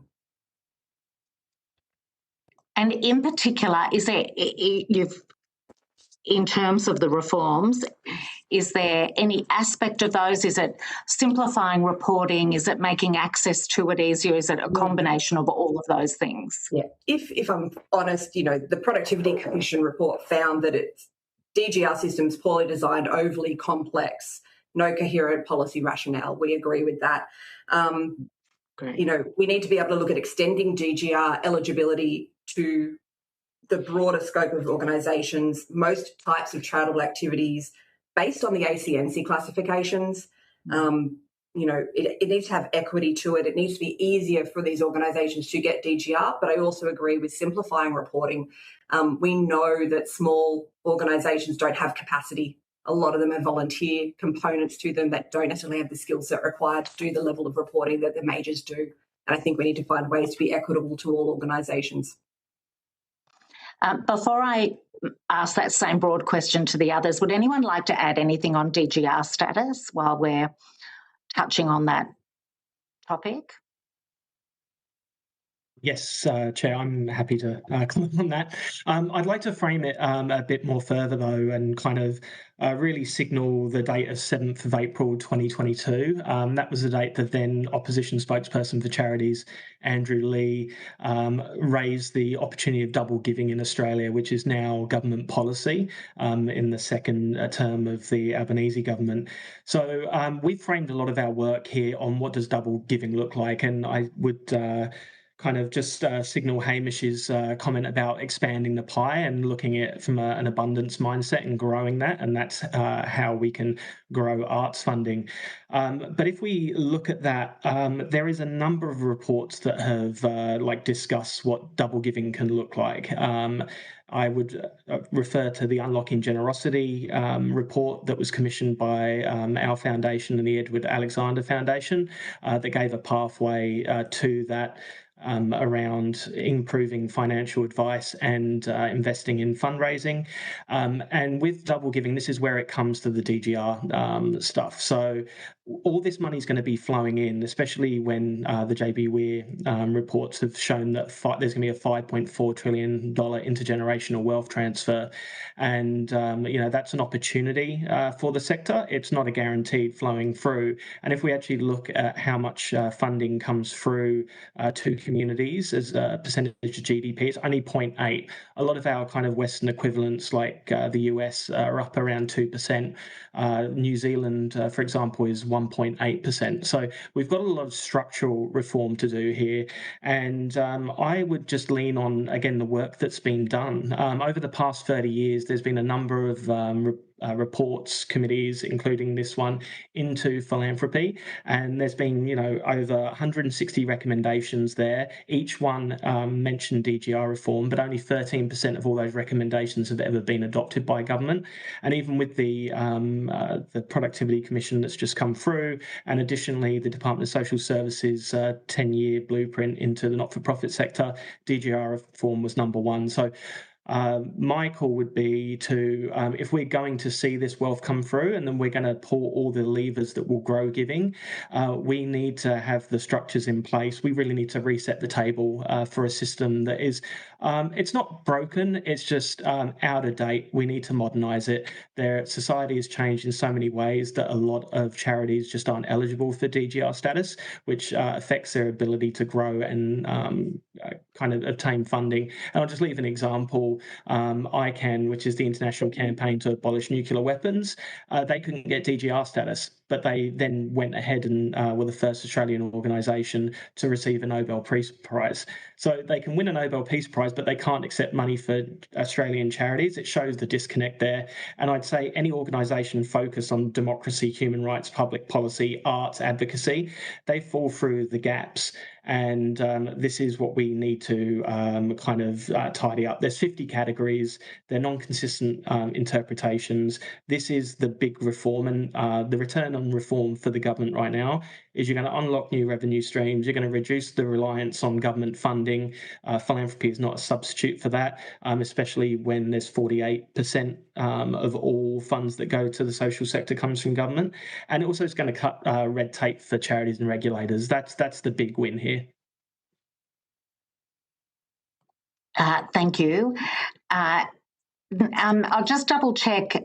Ms. Albert, did you want to say anything about DGR before I come back to you guys on any other point you might want to make in response to that question I asked right at the start?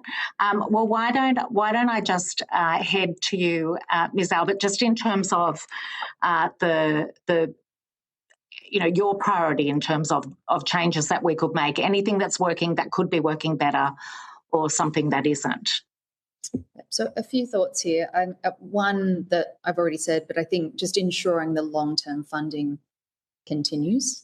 That is just fundamental to all of our organisations. I also sit as chair of the Family Foundations Network for Philanthropy Australia, and many of those foundations just don't have large amounts of capital. They all contribute small amounts. And so it is so important to have government as a backing for many organisations to ensure that continuity and sustainability. And it does then allow other organisations to come in and provide that catalytic investing to trial new pilot programs and other areas. So I just wanted to emphasise again the critical importance of having stable, long-term, untied funding and the role that government can continue to play in doing that.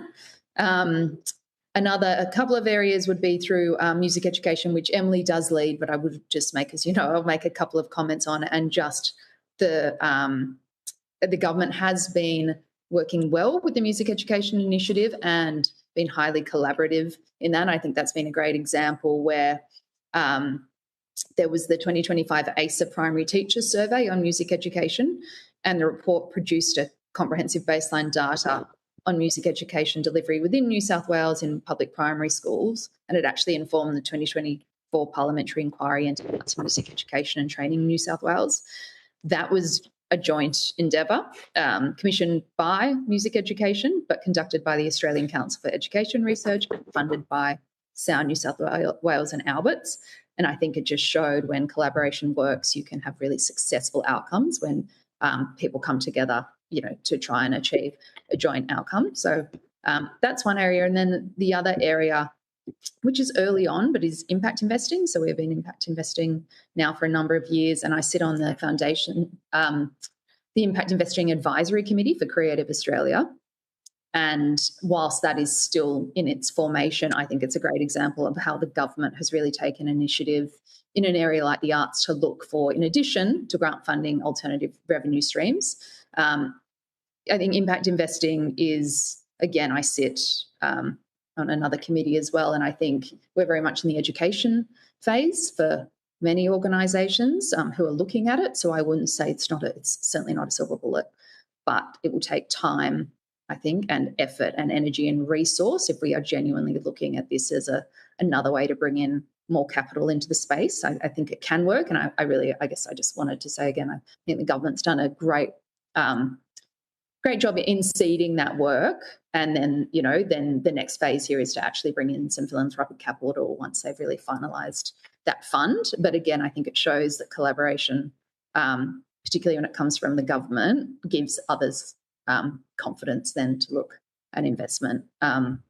So that would be probably the last one, and then just a final one, which is which I see a lot and I don't see so much in the arts, is pooled funding opportunities. So looking at a bit around co-investment, but I see it more in environmental giving, and that opportunity to pool investing, a lot of smaller amounts of investing together, but actually creating those frameworks to allow for that to occur within the arts is just an interesting one that I haven't really seen, and I see it there's Manifera that looks at democracy, and there's Groundswell in the environment, and many others. And I think it provides a great way to share resource, energy, time, and really pull money together to drive impact. So just a potential opportunity, I guess, as well, that I see in the sector. Can I just pick up on two things?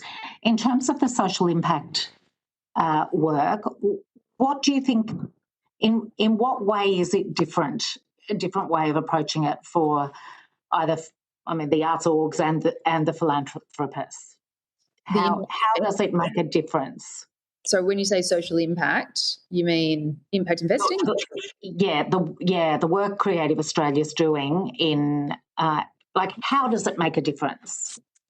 So for us, it's about using the different form of capital. So you have the granting 5% capital, but then you have the 95% sitting in your corpus, which effectively could be investing in actually areas that could be doing harm to the things you're then trying to solve for, which was why we moved our corpus. And yes, I know, and I know Mindera also does a lot of that work as well, so I can talk to it too. Which is why we moved our corpus to consider impact alongside a financial return in every investment decision. So it is actually activating just a different area of the financing. I think the challenges are within the arts particularly is that there needs to be a fair bit of education around this area, that it's early days, and not just on that side, on the not-for-profit side, but also on the advisor side. Often the investment committee is very different to the grants committee, and so the investment committee doesn't have the skills or expertise to sit there and make that evaluation on the impact, and that provides quite a big roadblock we're finding. So there are a few areas that need to be solved for, but I think when you see it done well, it's really a recycling of capital almost before it goes out the door. So you're having double impact. You're having impact through the investment and often a much larger amount of capital. So you're seeing that impact through investing it, and then you're seeing it again when it finally goes out the door through the 5%. And some, we don't do this, but some actually mission align their investing. Mindera probably do this. They basically match their mission aligned investments then with their granting, so that you get a true effect of seeing that change in multiple ways. So yeah, great, thank you. Now I know we've had input on DGR from Mindera, but did you want to talk about other you've got lots of details in your submission about the sorts of things that are working but could work better. Do you just want to touch on any of those to give us, make sure we've all got that overview of it? Thank you very much. I will, but I'll keep it relatively brief because much of what's been said has already been, we agree with. I will start with what is working, which is core funding, multi-year funding. In terms of government investment, I know that this is not necessarily exactly what you wanted to hear from this consultation process alone, but it really is the fact of the matter that that multi-year investment from government does give that certainty, confidence, all the things that have been said. So that is working. But and can I say, I think it's really important that we do hear that because it's certainly, come through. And we're really interested from you about what are the things that give you the confidence. So that's good to have that on the record. Yeah, great. And as an organisation that could be described as a major investor in philanthropic terms in Australia, along with others, we do see from peers who do reflect on the relative uncertainty that comes with investing in not-for-profit arts. So it will help if at all levels of government more was to be done to provide greater access to multi-year funding, greater access to that operational core funding, to allow philanthropy to really do what we should be doing, which is that innovation work, that the piloting of new ideas, which is certainly what's driven the partnership we have with Regional Arts Australia, which we hopefully will talk about a bit later on. So what's not working? Again, it is a bit of a systems level, bigger picture reflection, but it is that undervaluing of the arts in community life, in Australian life. Arts, culture and creativity, what it means to people, what it can do for the identity of the country, what it can do for cohesion, connection, pride.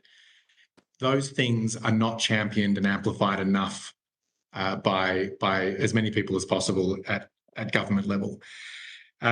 Also, what's not working is the inconsistent capability across arts organisations to innovate around fundraising, to innovate around revenue stream diversification. So the Albert Foundation has already referred a lot to impact investing, which is a really critical future pathway to sustainability for arts organisations.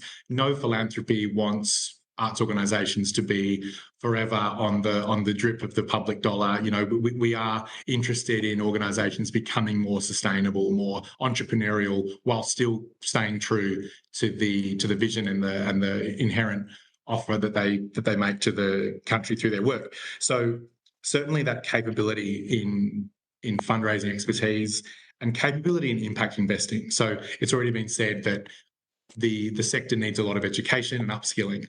We hear from, it's mainly the small to mediums, but even the larger organisations in our home state, they're very nervous about what they see as a bit of a push towards commercial activity through impact investing or diversifying revenue in a way that might undermine their core purpose. So that's something that needs to be a bit more of a spotlight needs to be shed on what impact investing is and what the skills are that organisations need to really engage with it. I think the arts sector is years behind other social sectors that engage with this, the social enterprise model and the full spectrum of capital thinking. I will just note, because pooled funding was mentioned earlier, that in WA there was an organisation called, I think it was Arts Impact WA for a short time, that was about an arts-focused grouped investment from a range of investors. It had some success, but it unfortunately didn't sustain beyond three years or so. So that could be worth looking at.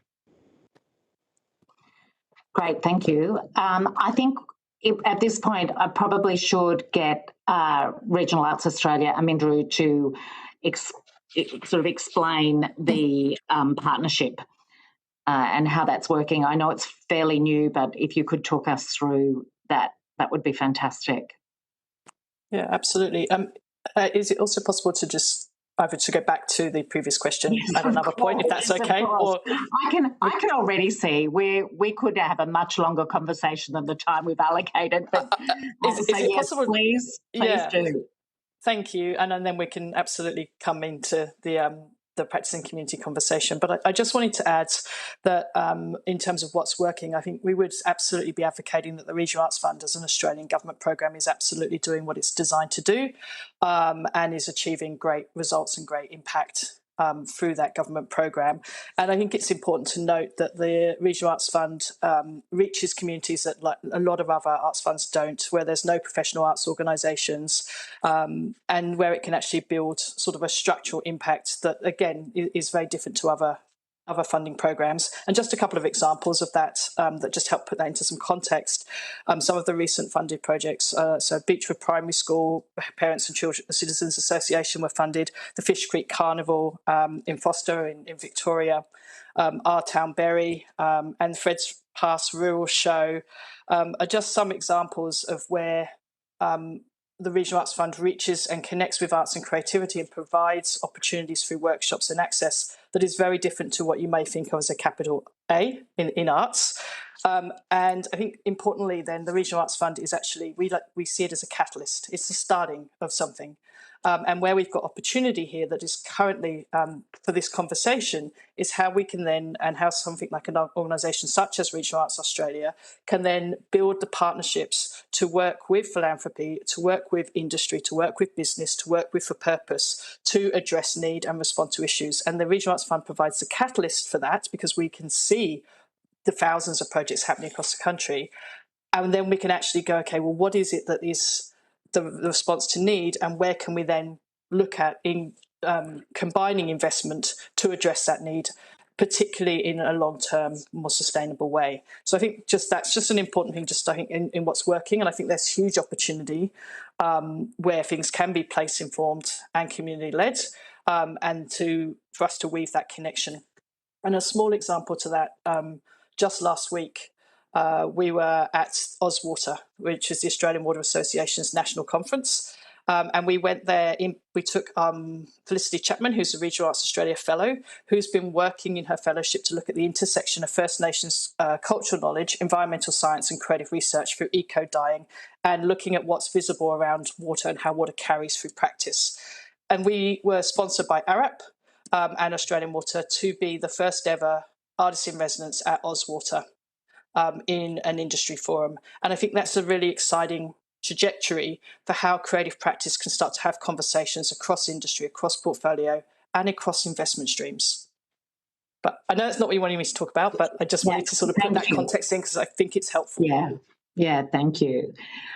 So can we get in terms of the program that you guys are doing, just a brief, I think I'll say a brief overview of it and what makes it different? Do you want me to go, Andy, or do you want to go? I might start just to set a bit of scene. Thanks, Ros, and thank you. That would be amazing. Susan. So this partnership is certainly it's a special partnership in terms of our strategy. However, we acknowledge that this type of partnering is not unique. We're not new to this. However, what it is 2 years ago, we recognised that the community arts and cultural development sector, particularly in the regions, was punching above its weight, but also was very underinvested in. And that whole sector of CACD has been underinvested in for the last generation or so. So we wanted to do something. Regional Arts Australia is a very trusted, long-standing organisation that we reached out to have a conversation. And we were looking for a partner who could co-design something with us, however, take it and run with it. So it was seeded from an idea from Minderoo. However, I think it's a good example of alignment and wanting to do something bold together, side by side. And the thing that makes it unique is it is multi-year, investing into individual artistic practice in the regions, but which will have a catalytic effect for community in a way that only CACD practice can.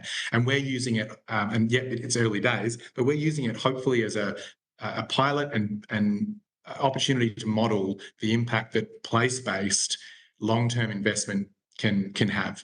And Regional Arts Australia are really well placed to deliver that sort of program. So if it's okay, Ros, I'll throw it to you to talk to some of the detail. Yeah, sure. Thank you, Andy. And as Andy said, it's an incredibly exciting partnership for us, and we're very grateful for the trust that has been placed on us within this new program. Importantly for us, this program responded to what we saw as need. We've been listening closely to regional artists over many, many years and have heard that they're asking for long-term support. So they've been asking for long-term support to work in their communities, for an investment that is investment in their practice, for them to then discover what that might be as a partnership, rather than being, okay, this is your exhibition or this is something that's already defined as an endpoint. Importantly, what we heard was that the investment is to find the time and to invest in space to then work in partnership with community to work through a sort of a problem or something that can be done in the future. Importantly, with this program, there's the investment in the artists, which is each artist gets invested for 2 years, $80,000 a year for 2 years, so $180,000 investment in the artist to be working in their community in partnership with a host within that community. That's really important. That is also then wrapped around by a mentorship program. So each artist is part of a national mentorship program, a health and wellbeing program, and a really rigorous evaluation specialist program. And so the evaluation side of the design has been from the onset, and has been built into everything that the program's been designed to be.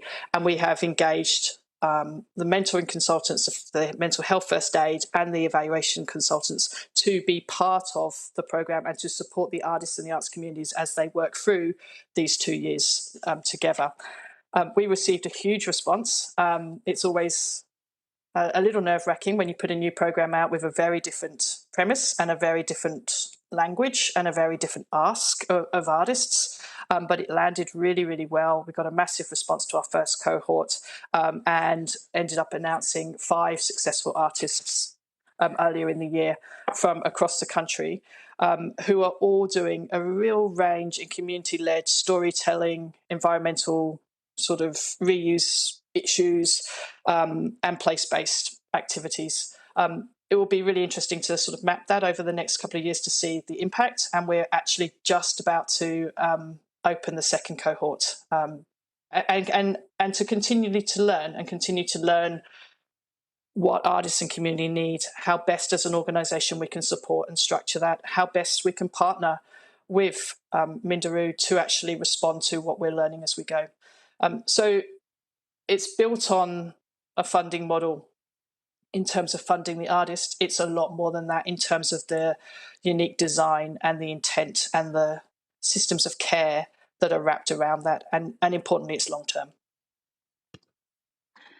Thank you. I know my Deputy Chair is very keen to ask a question, so I'm going to finally throw to her. And I want to also acknowledge that we have another committee member, Mr. David Moncrief, has joined us as well, so I'll come to him as well shortly. Thanks, Deputy Chair. Thank you, Chair. I have two questions. Just a little while ago, there was a reference to the work that won sort of international acclaim by a group that struggled to get DGR status. But just on that theme, I'd be most interested in any other international examples in terms of tax arrangements that are comparative or similar to DGR status in other countries that you think might work well or better in the Australian setting, where they provide that private sector or philanthropic incentive to contribute, and that's a question to everyone, Chair. And I know the Balnave submission touched on some of this. I don't know if you want to start us off with some of that insight that you had.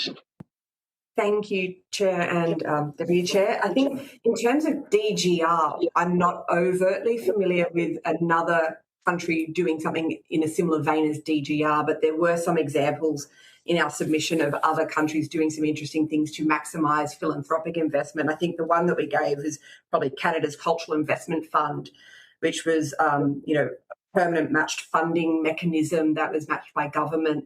And the learnings from that, which we thought were really valuable, which were related to, I guess, the proportion of funding that were given to large arts organisations as opposed to the small and medium, and the lessons that we could learn from that sort of model if it was something to be replicated or inspired or influenced in the future, that, a tiered matching system for greater investment into the small and the medium organisations as opposed to just funding the large, better known public ones. And I think a key problem we see with the small and medium is them having the capacity to do fundraising well. I think if you're a small organisation, investing in a development team, training them well, and let's face it, it's somewhat a sales job, and we find that skill set missing. And quite rightly, small organisations, they put all their effort into the great work they're doing, and I often wonder if there could be government funding that doesn't come out of the core funding they get, especially just to build that capacity in fundraising, whether it's funding to get a consultant in or part funding a position, but of course that funding couldn't replace something else. And I think also often philanthropists, often they're used to being sold things.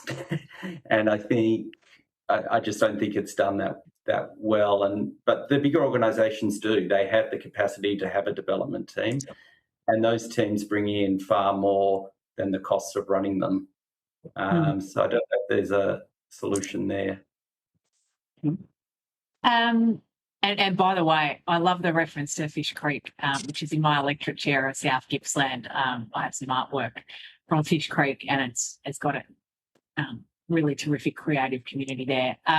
But probably just my other question again, to no one in particular, but just around philanthropic giving, and some civil society groups raise the issue around you're a donor, not an owner, and I suppose there's the actual concern around that, and then the perception sometimes around that as well, where it might be tied to particular activities or areas of focus. Do any of you have any comment to make on that? Chair, just to throw in a very quick high-level comparison for DGR in other countries.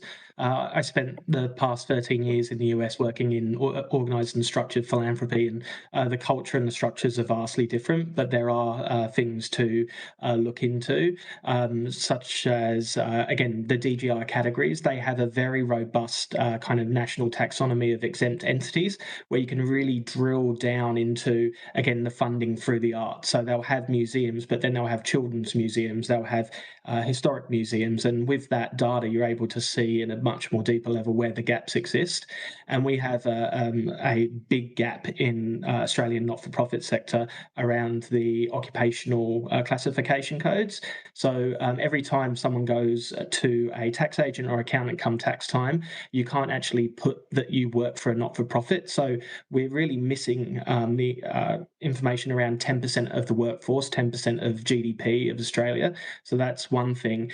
But also the vehicles aren't comparable because the Australian kind of tax system is different, right? So there's no split interest tax breaks.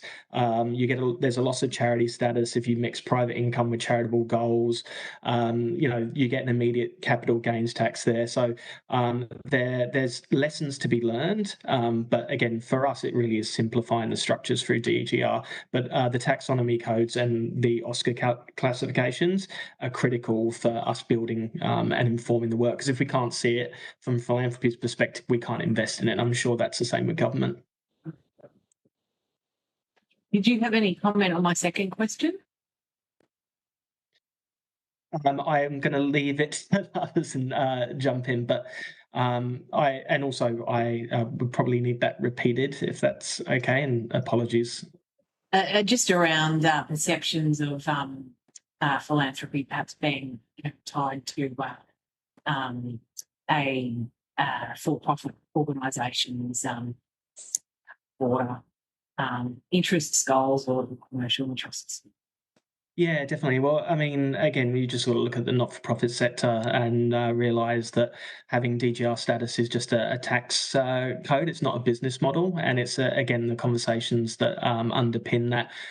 There's a lot of dynamics with giving money when you're operating in a scarce kind of resource-constrained kind of sector. And so I really believe all the things that have been discussed at the top end of this conversation around getting more money in will change that. And also because if we're getting more given in, we'll be able to really make that more effective. With, again, a modernised approach to how we see not-for-profit. So, again, I'm going to use the Hamish's pie analogy, and again, from American context, and apologies for the humour here, but it's like going into a pizza shop and the customer asking solely to pay for ingredients and not understanding that, the utilities, the staff costs, all of that goes in. So, again, it's the understanding of how the sector works. I think that really changes how the conversations happen when you're trying to attract different forms of capital. So it's the approach is pay what it takes. So understanding the full costs into going into social impact and return. So I guess that frames the question for others as well. Thank you. Thank you. I'm going to ask Mr. Moncrief. I can see you're in a very salubrious car-like office. Yes, that's right. Yes, it's very, very glamorous here in this office. Thank you to everyone for joining today. It's been really, really interesting to hear from your perspectives on these. I just wanted to tap more into the Regional Australia Arts Partnership that you're talking about. Do you think there are lessons we could take for Metropolitan Australia on that, or do you think it's or do you think it's more that we would be looking at a nationwide sector? Is that something that we could look at as a Apologies. In terms of metropolitan sectors as well?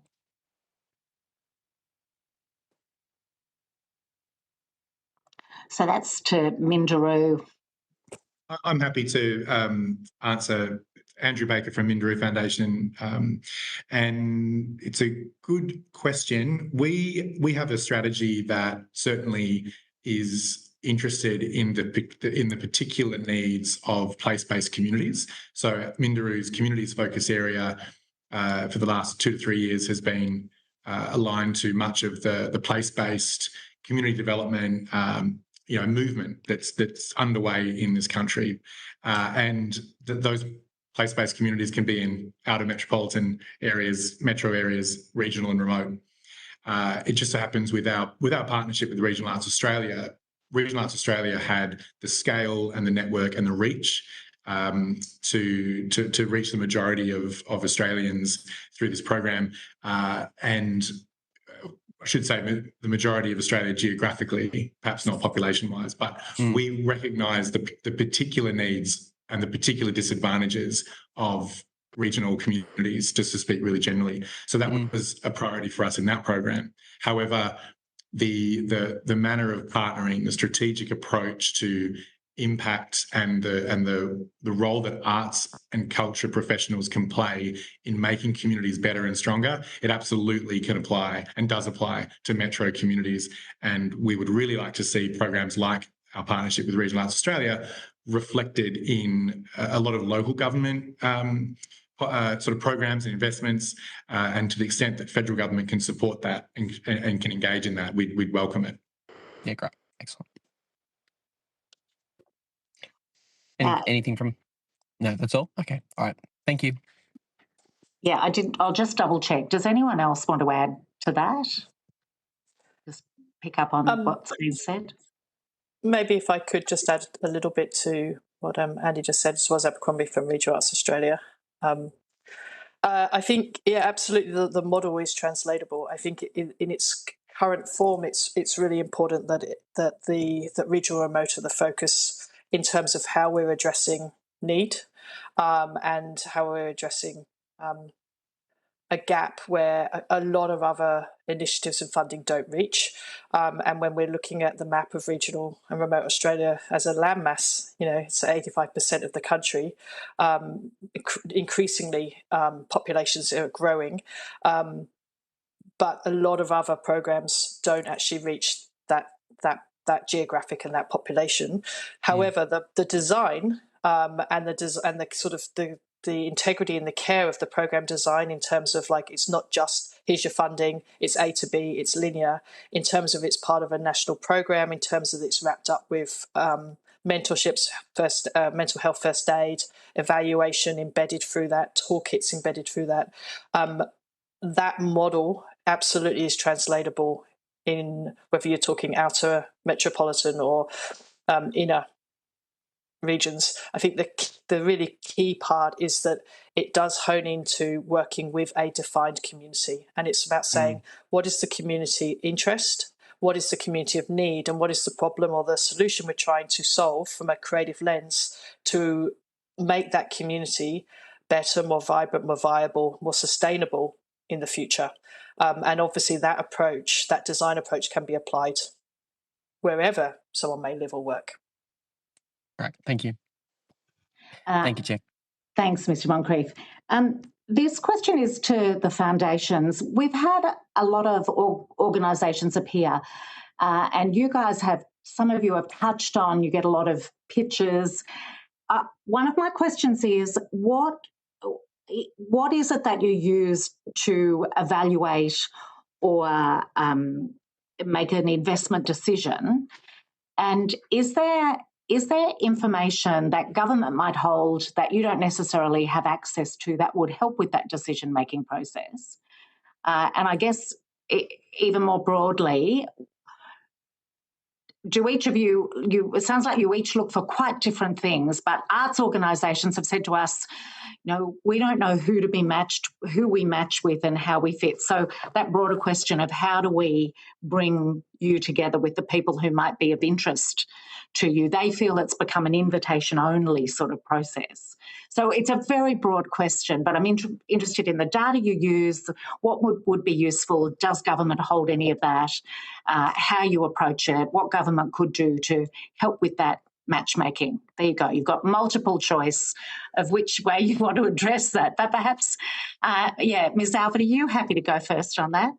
I'll start. I'm not sure I can answer all of it, but I will at least provide the perspective from Albert. So we are a small foundation, I would say, and so you are right that, you know, I spend so much time meeting with organisations to discuss their needs, to see if Albert's can potentially, or the Tony Foundation can potentially support them.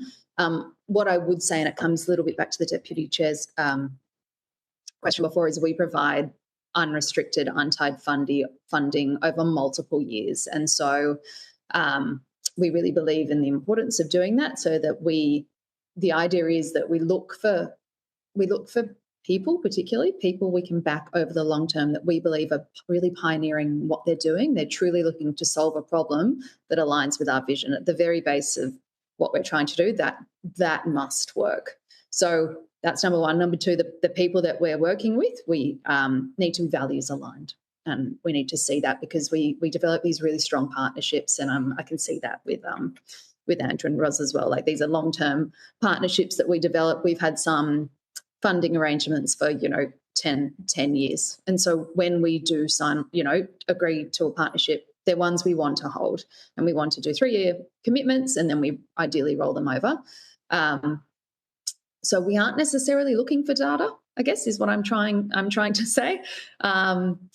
It's not part. The problem that we have, or that I have, is we're such a small organisation that we don't have capacity to invite more organisations in regularly, because we hold the same ones over a continuing period of a very long time frame. So that for us is the greater challenge. What I do try and do, and I don't know whether there's support here, but I try and make introductions where I can to others. And the sector is quite confusing. So trying to actually align, the right organisations to the right partners, and also not overflow the same people, not keep introducing to the same other foundations, because then that's obviously, I've got to be careful too. That could be done better somehow. Sort of, I think there's clarity around what foundations do and what not-for-profits do. There's something there around the information. But yeah, otherwise, I can't think of other specific data that would help. But that's the challenge we face, just limited capital, long-term relationships. But I do think there is an importance there, just sort of back to that, providing that untied continuing funding is something that I think needs to be promoted as well across across philanthropy more broadly. Thank you. Balnaves Foundation, can I get your thoughts? I mean, you've been very significant givers over many years. Look, what comes to mind straight away is, I believe in the medical space, the NHMRC sort of lists organisations that was sort of excellence that was left on the table that didn't get funding, but the body researched it, looked at it, and validated that it was a great project to support. I guess Australia Council goes through that process of assessing applications, and I don't think there's something like that from the Australia Council. And so having access to that, and also the breadth of I guess context of that organisation in relation to who else is doing that work in that sector of the arts, and why that project matters, I guess access to that, and even some sort of rating could help philanthropists come to their own conclusion. I think you had something too. I think on that same vein, Creative Australia does a phenomenal job of being a toolkit for not-for-profit arts organisations, but I think we could take it to another level in the reverse. And actually, it was part of our submission into the next cultural policy. It was a recommendation that they provide a list of organisations that are open to applications and what they're looking for in terms of arts funding. So we could do both. It could be a tool for philanthropists and a tool for not-for-profits to try and do that matchmaking through Creative Australia, which I know is putting more onto their plate but they do seem to be a good source of collaboration in that respect. So that was ours. Great, thank you. Mindaru, did you want to add anything? Yes, thank you. It's a really great question. At the start of your question, you asked about how we make decisions, and we have a range of projects that fund into the arts sector, and each of those projects have their own strategy. And usually, to Ingrid's point, it is certainly a relationship building exercise. We don't tend to do grant rounds. We have an artist fund in WA, which is for mid-career artists. That is an open grant round. And of course, the partnership with Regional Arts Australia involves a grant round. But for our organisational funding, it certainly is a year-round process of scoping, meeting, and identifying alignment against the sector building ambition that Mindaru has. And certainly, increasingly, Mindaru is offering, I'll say, less tied funding, multi-year funding, but of course, always aligned to our true north, which is about increasing access and increasing sector capability for the benefit of the community. So values alignment, Ingrid said that as well. That's important too. Not every organisation is going to align with us, and that's fine. I think there's an opportunity for greater sharing of government priorities and sharing back learnings from philanthropic funded programs, an opportunity to share back to government, whether it's through Creative Australia or whether it's through the office, to share our learnings, and whether there's an opportunity for government to convene, I know that's a pretty loaded word nowadays, but bring the philanthropic sector together. There is the Arts Funder Network through Philanthropy Australia, but an opportunity for philanthropy to share back learnings and things that we're seeing to government, whether that can be done more regularly, but a two-way sharing. We're always keen to make sure that our funding isn't duplicating any other funders. So anything that the government can share in terms of perhaps through Creative Australia, specifically what is being funded at organisational level. I know that the Creative Australia had I think it came through the last Revive, there was this talk of a state of culture or state of Australian culture report, and I might be out of the loop, but I'm not sure that's been published just yet. But that sort of national level sharing of how the sector is going, that we're often filling in gaps through lots of different sources, and it feels sometimes that there could be a role for government to fill those gaps with this is what's happening in the sector, this is what we're seeing, this is what Creative Australia is seeing. That's perhaps all I'll say. I think Ryan might have something to add as well, just to round out Mindaru's response. Thank you. I can talk quickly to the matchmaking component. So it's not really matchmaking per se, it's a confluence of approaches that are going to see more funding flow through into communities and the not-for-profits and charities that help support them. So I would say, again, the size of the prize right now is $12 billion if we start investing in the education of fundraisers and professional advisors. And if we look at the end of financial year, it's the busiest time of the year for not-for-profits to secure funding. And it's also a time when everyone sits across the table, from the 15,700 advisors in Australia, the 217,000 accountants in Australia, the 103,000 lawyers and solicitors, and also approximately 10,000 fundraisers. These kind of stats all come from the Unlocking Generosity report, which we believe if we make these substantive investments, and we've already started doing that, we've funded a program in the Fundraising Institute for Australia, because our theory of change for field building is through peaks and intermediaries. They're having training cohorts of 50 new fundraisers, and the demand is overwhelming. In the first week, they had over 270 applications of people that want to do values-based work in their communities, and a lot of these individuals are reflecting the communities they seek to serve as well. But if you look at kind of more structurally as well, there is a submission that's going, it's just closed, but to Treasury and to Minister Molino's office. So they're looking at education reform for financial advisors. And I believe this is a great opportunity here to mandate potentially philanthropy training or incorporate philanthropic planning and charitable structures as a core component of the financial advice fundamentals, which is accredited under some of the requirements, broadening the financial concepts, CPD integration as well. Everyone has like development credits, so even just 2 hours there could see like 4 or 5% flow into the arts community, which that would equal like $400 million based on forward projections. So, and a lot of that education provides regulatory clarity as well. So we start pulling those levers, we're going to see a lot more money flowing in, and it's a simple education tweak. I think that's going to support that, along with again DGR reform. And I think Ms. Doyle wanted to follow up on that question, so I'll let her jump in. Well, I just wanted to perhaps follow up on what Ryan has said and throw it to the others and what their thoughts are on the significance of the role of financial advisors in influencing philanthropic giving. Yeah, what does everyone else think? So I'll open it up to the rest of the group. Thanks. You. I have to say I agree wholeheartedly. So, and I endorse everything that was said, and I think it's a critical point. We all know about the generation, the transfer of wealth that is coming.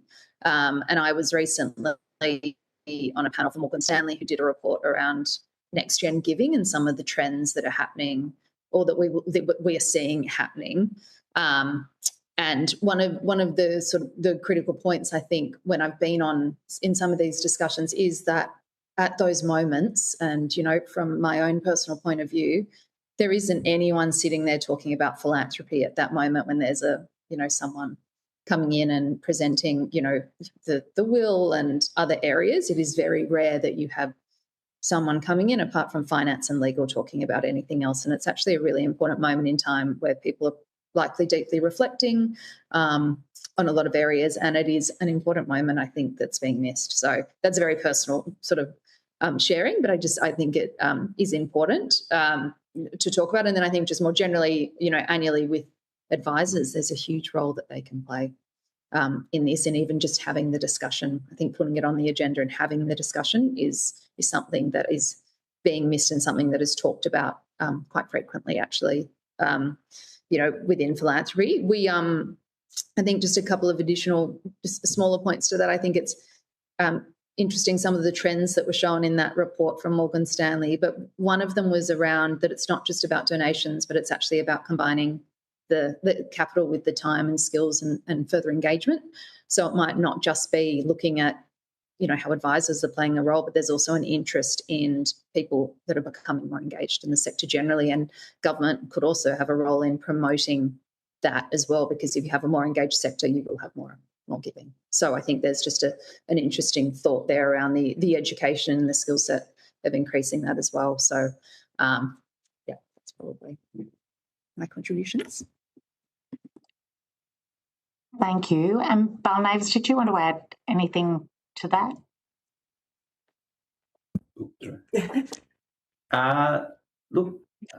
Not specifically, but JB Weir, I think, do it well.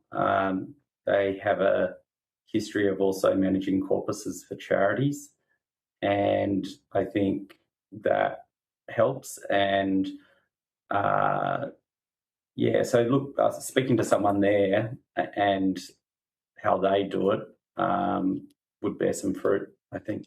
I might add to that. I think everything we talk about here in terms of philanthropy, we're talking about the big players, but what we don't know is who's going to be the next generation of philanthropists with new money coming through. And I think there's a fundamental piece here about how we educate general public across a wide spectrum of why giving to charity matters, why we don't have to worry so much about, is 10% on admin, but at the same time, what does it mean when you give a donation and that tax-deductible receipt, but also where you invest your money, where your superannuation goes. So I do think there's some broader scope around, if you educate the advisors, that's going to bear fruit longer term as well in what's yet unknown. Thank you. Fantastic. Thank you very much. Thanks, Ms. Doyle. I'm conscious that we've only got about 10 minutes left. I just want to go back to something, just one last question before I give you a chance to give us a very quick wrap-up at the end. You've all talked about the capacity of arts organisations to either be investment ready or capacity building side. So I suppose my question is, in our shoes, what sorts of things do you think could really support arts orgs to be better ready for investment, better ready to be able to interact with you effectively? And, you know, from the groups you've seen, what have you seen that that you think could be areas for skills or capacity building? I know someone talked about it. I think it might have been Minderoo. You might have touched on it in your strengthening the capability across the sector to be able to fundraise. So I know in different ways each of you today has sort of touched on it a bit. Just wondering if there's anything you think we should be doing for that sector, directly supporting their skills development. And Ros, you might have some thoughts there too, I can see. Absolutely, and I think as a small organisation, this is at the heart of many of our conversations. I didn't say in our opening address, but Regional Arts Australia is a small not-for-profit, and we've just pushed 5 EFTs. So and that's in a growth phase. So we're feeling particularly massive right now. But you know, that means that with our 5 EFTs, that's not a lot of people. That's not a lot of capacity. But we can see the potential and the opportunity to generate a lot more capacity, and there's a lot of opportunity to do those, to broker those partnerships, to weave those connections, to build that trust. From our perspective, the core becomes investing in the organisations on the ground that are embedded in their communities, that are embedded within their place, investing in those organisations so they can do what they do best. And to invest in them, you know, an organisation like Regional Arts Australia, to invest in an organisation like ours, so that we can then broker and build those partnerships. We are aware of the gaps. We can build those relationships, and to then invest in the networks, you know, such as, you know, the Regional Arts Australia network, so that the opportunities ebb and flow and respond into need. I think it's been mentioned a few times around more long-term investment. And that is really critical. I do also think that the sector's been, like, it gets played off against itself a lot. And I think, you know, there was a comment earlier around in the National Giving Days and the DGR and those sort of things. And effectively what that's doing is pinning each organisation, whether it's small, medium or major, against each other to a very particular already defined cohort. That I don't think is necessarily a healthy way to look at a whole of ecology approach. And I think we need to actually say, okay, how do we work structurally to support together to support change? And there's place for everybody, and there's place for everyone's organisation and for every opportunity. At the moment, it's set up into competing for a particular pie rather than actually looking at how the pie is structured. Great. Okay, if no one wants to add to that, I'm just going to ask you each a wrap-up question. Or did you want to add something? Yeah, if you don't mind. See Amelia. Oh, sorry. Was that me? Sorry. Oh, yeah, no. Oh, and Andrew. Okay, sorry. Andrew, you go. But then Amelia. You go. I'm sorry. My apologies. I'll keep this very brief. I did actually hesitate because I think that question is so important, and to articulate a response in a short time is really difficult. But what I want to say, Ros tapped into it, that there are great frameworks out there that pull together impact. So the Regional Arts Network concept, we've got the same in WA. There's a way to support many through government articulated and government supported frameworks that people can then feel like their perhaps relatively small contribution can have a big impact. Government can help by showcasing great ideas and philanthropic innovation, great partnerships that perhaps donors haven't yet thought about.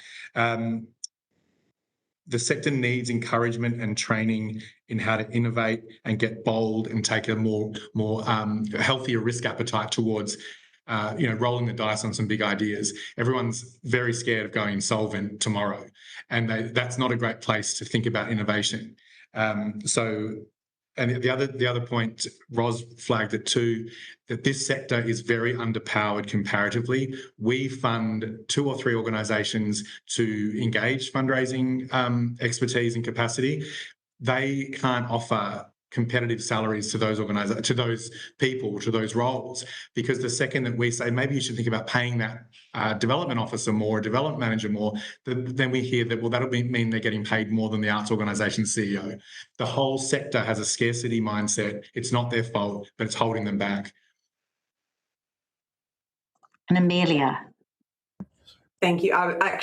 My point, mostly made by Andrew just then, is that my background before this role, I was a fundraiser, and the arts can't afford to pay top dollar like the universities can. And I know that's not necessarily a role for government, but it's how do we incentivise people, incentivise organisations to keep the talent that they're growing from their community, from their place, without it being necessarily something that financially is a barrier. The other thing I wanted to touch on is it costs money to make money. There's a real fundamental misunderstanding in the world that, it's a not-for-profit, it's still a business. And I think people are really reticent to invest in the cost of making money. And I think that's where government can really help overhaul that ideology, that it should be okay for people to invest in their marketing and their fundraising, because that is how they will generate sustainability long-term beyond just government and philanthropic funding. Thank you. Now, you've got about a minute each or so. If there is something you haven't said that you are going, damn, they haven't asked me the right question, or something you want to reinforce before we wrap up. It's been an incredibly valuable conversation, and I'm very grateful for your insights. But yeah, so how about Balnaves? You're there. You're on my screen. Do you want to just anything you haven't mentioned or something you really want to reinforce? Oh, you can probably guess what I want to reinforce, so I don't need to say it. I would never take it for granted that I could anticipate it, but no, look, everything that you guys have said informs what we do. You are the people who are delivering a huge amount of philanthropy to our precious arts organisation. So, yeah, we're happy for you to reinforce whatever point you would like, Hamish. Sure.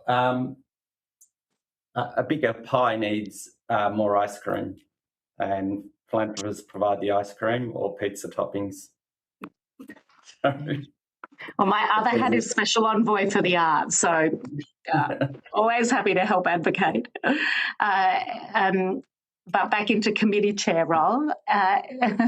So, Ingrid, would you like to give us something you haven't said or something you want to really reinforce? The one part I haven't said and be amiss for me not to was just in the role, and I know it doesn't exactly link here, but it does, is the importance in education in arts and music. So if we don't provide adequate education around arts and music, we are not going to create an audience and a pipeline of artists and innovators and people in the creative industries, and we are not going to create the audience that then wants to go watch it. So it is one that we work on our music education advocacy initiative, but it is a problem and one that needs also solving through government collaboration. So I feel like I had to say that. And then just the second part would be, and I've said it at the beginning, but I think it's the collaborative work we're seeing as we move forward, the interest in collaboration and working together, and especially from smaller organisations that just can't do it alone, the need to actually work alongside others, potentially pull funding or collaborate with shared due diligence and other ways, particularly with government, so that we can achieve outcomes together, is certainly something we're seeing more of, and I see opportunity for the government to really provide a strong foundation for that. So that's it. Thank you. Thank you. And it's already on the public record because I spoke about the work you've done on music education in Parliament just a couple of weeks ago, and I completely agree. It's really important work, and yes, we'll keep working. Ros and Minderoo. Thank you, Chair. I think that what I'd like to sort of close on is obviously we think about philanthropy, and a lot of the conversation has been around dollars and financial, but I think it's also important to think about philanthropy in terms of resourcing and time, and a lot of other parts that build up that philanthropy equation. And we also spoke a lot about DGR status. I'd just like to throw in another sort of tax possibility that could be, could certainly assist certainly the regional sector, but also the whole creative sector.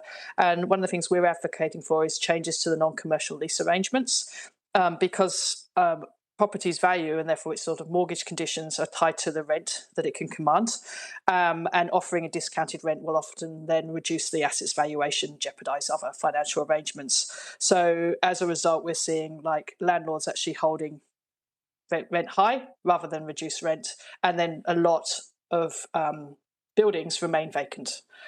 So if there was a change to those non-commercial lease arrangements, and that wasn't, then the incentivising was changed, and the financial wasn't impended, then we'd actually see a lot of those venues, whether they be commercial or business, whether they be for studios or whether they be for startups, actually filled. And that would actually have a huge impact in terms of looking at regional vitalisation and economic development. So I think if we can look at philanthropy with a lot of those different levers, and that would give us some great outcomes. Fantastic. Thank you. Mindaru. Yeah, I would just finish on structural reform. It will probably do more than sector-specific kind of measures. And if we look at again, workarounds for DGR, then we're just kind of kicking the can down the road. And I mean that around the Australian Sports Foundation, the Australian Cultural Fund, and also we've seen when we have fixed DGR and with the community charities category, that it's opened up the door to a lot more place-based giving. It's seen 80 more community foundations pop up around the country. That's where the future of giving is. So, and just weave on arts funding and cultural funding. That's how we rebuild social cohesion, vibrancy, and we see kind of a flourishing Australia. Thank you all very much for your attendance at today's hearing. If you've been asked to provide any additional information, please send this to the Secretariat by the 26th of June. You'll be sent a copy of the transcript of your evidence to which you may suggest corrections. For awareness of anyone observing or listening to this hearing, the committee is likely to schedule further public hearings, so monitor the committee's website for information. Thank you all again, and the committee is now adjourned.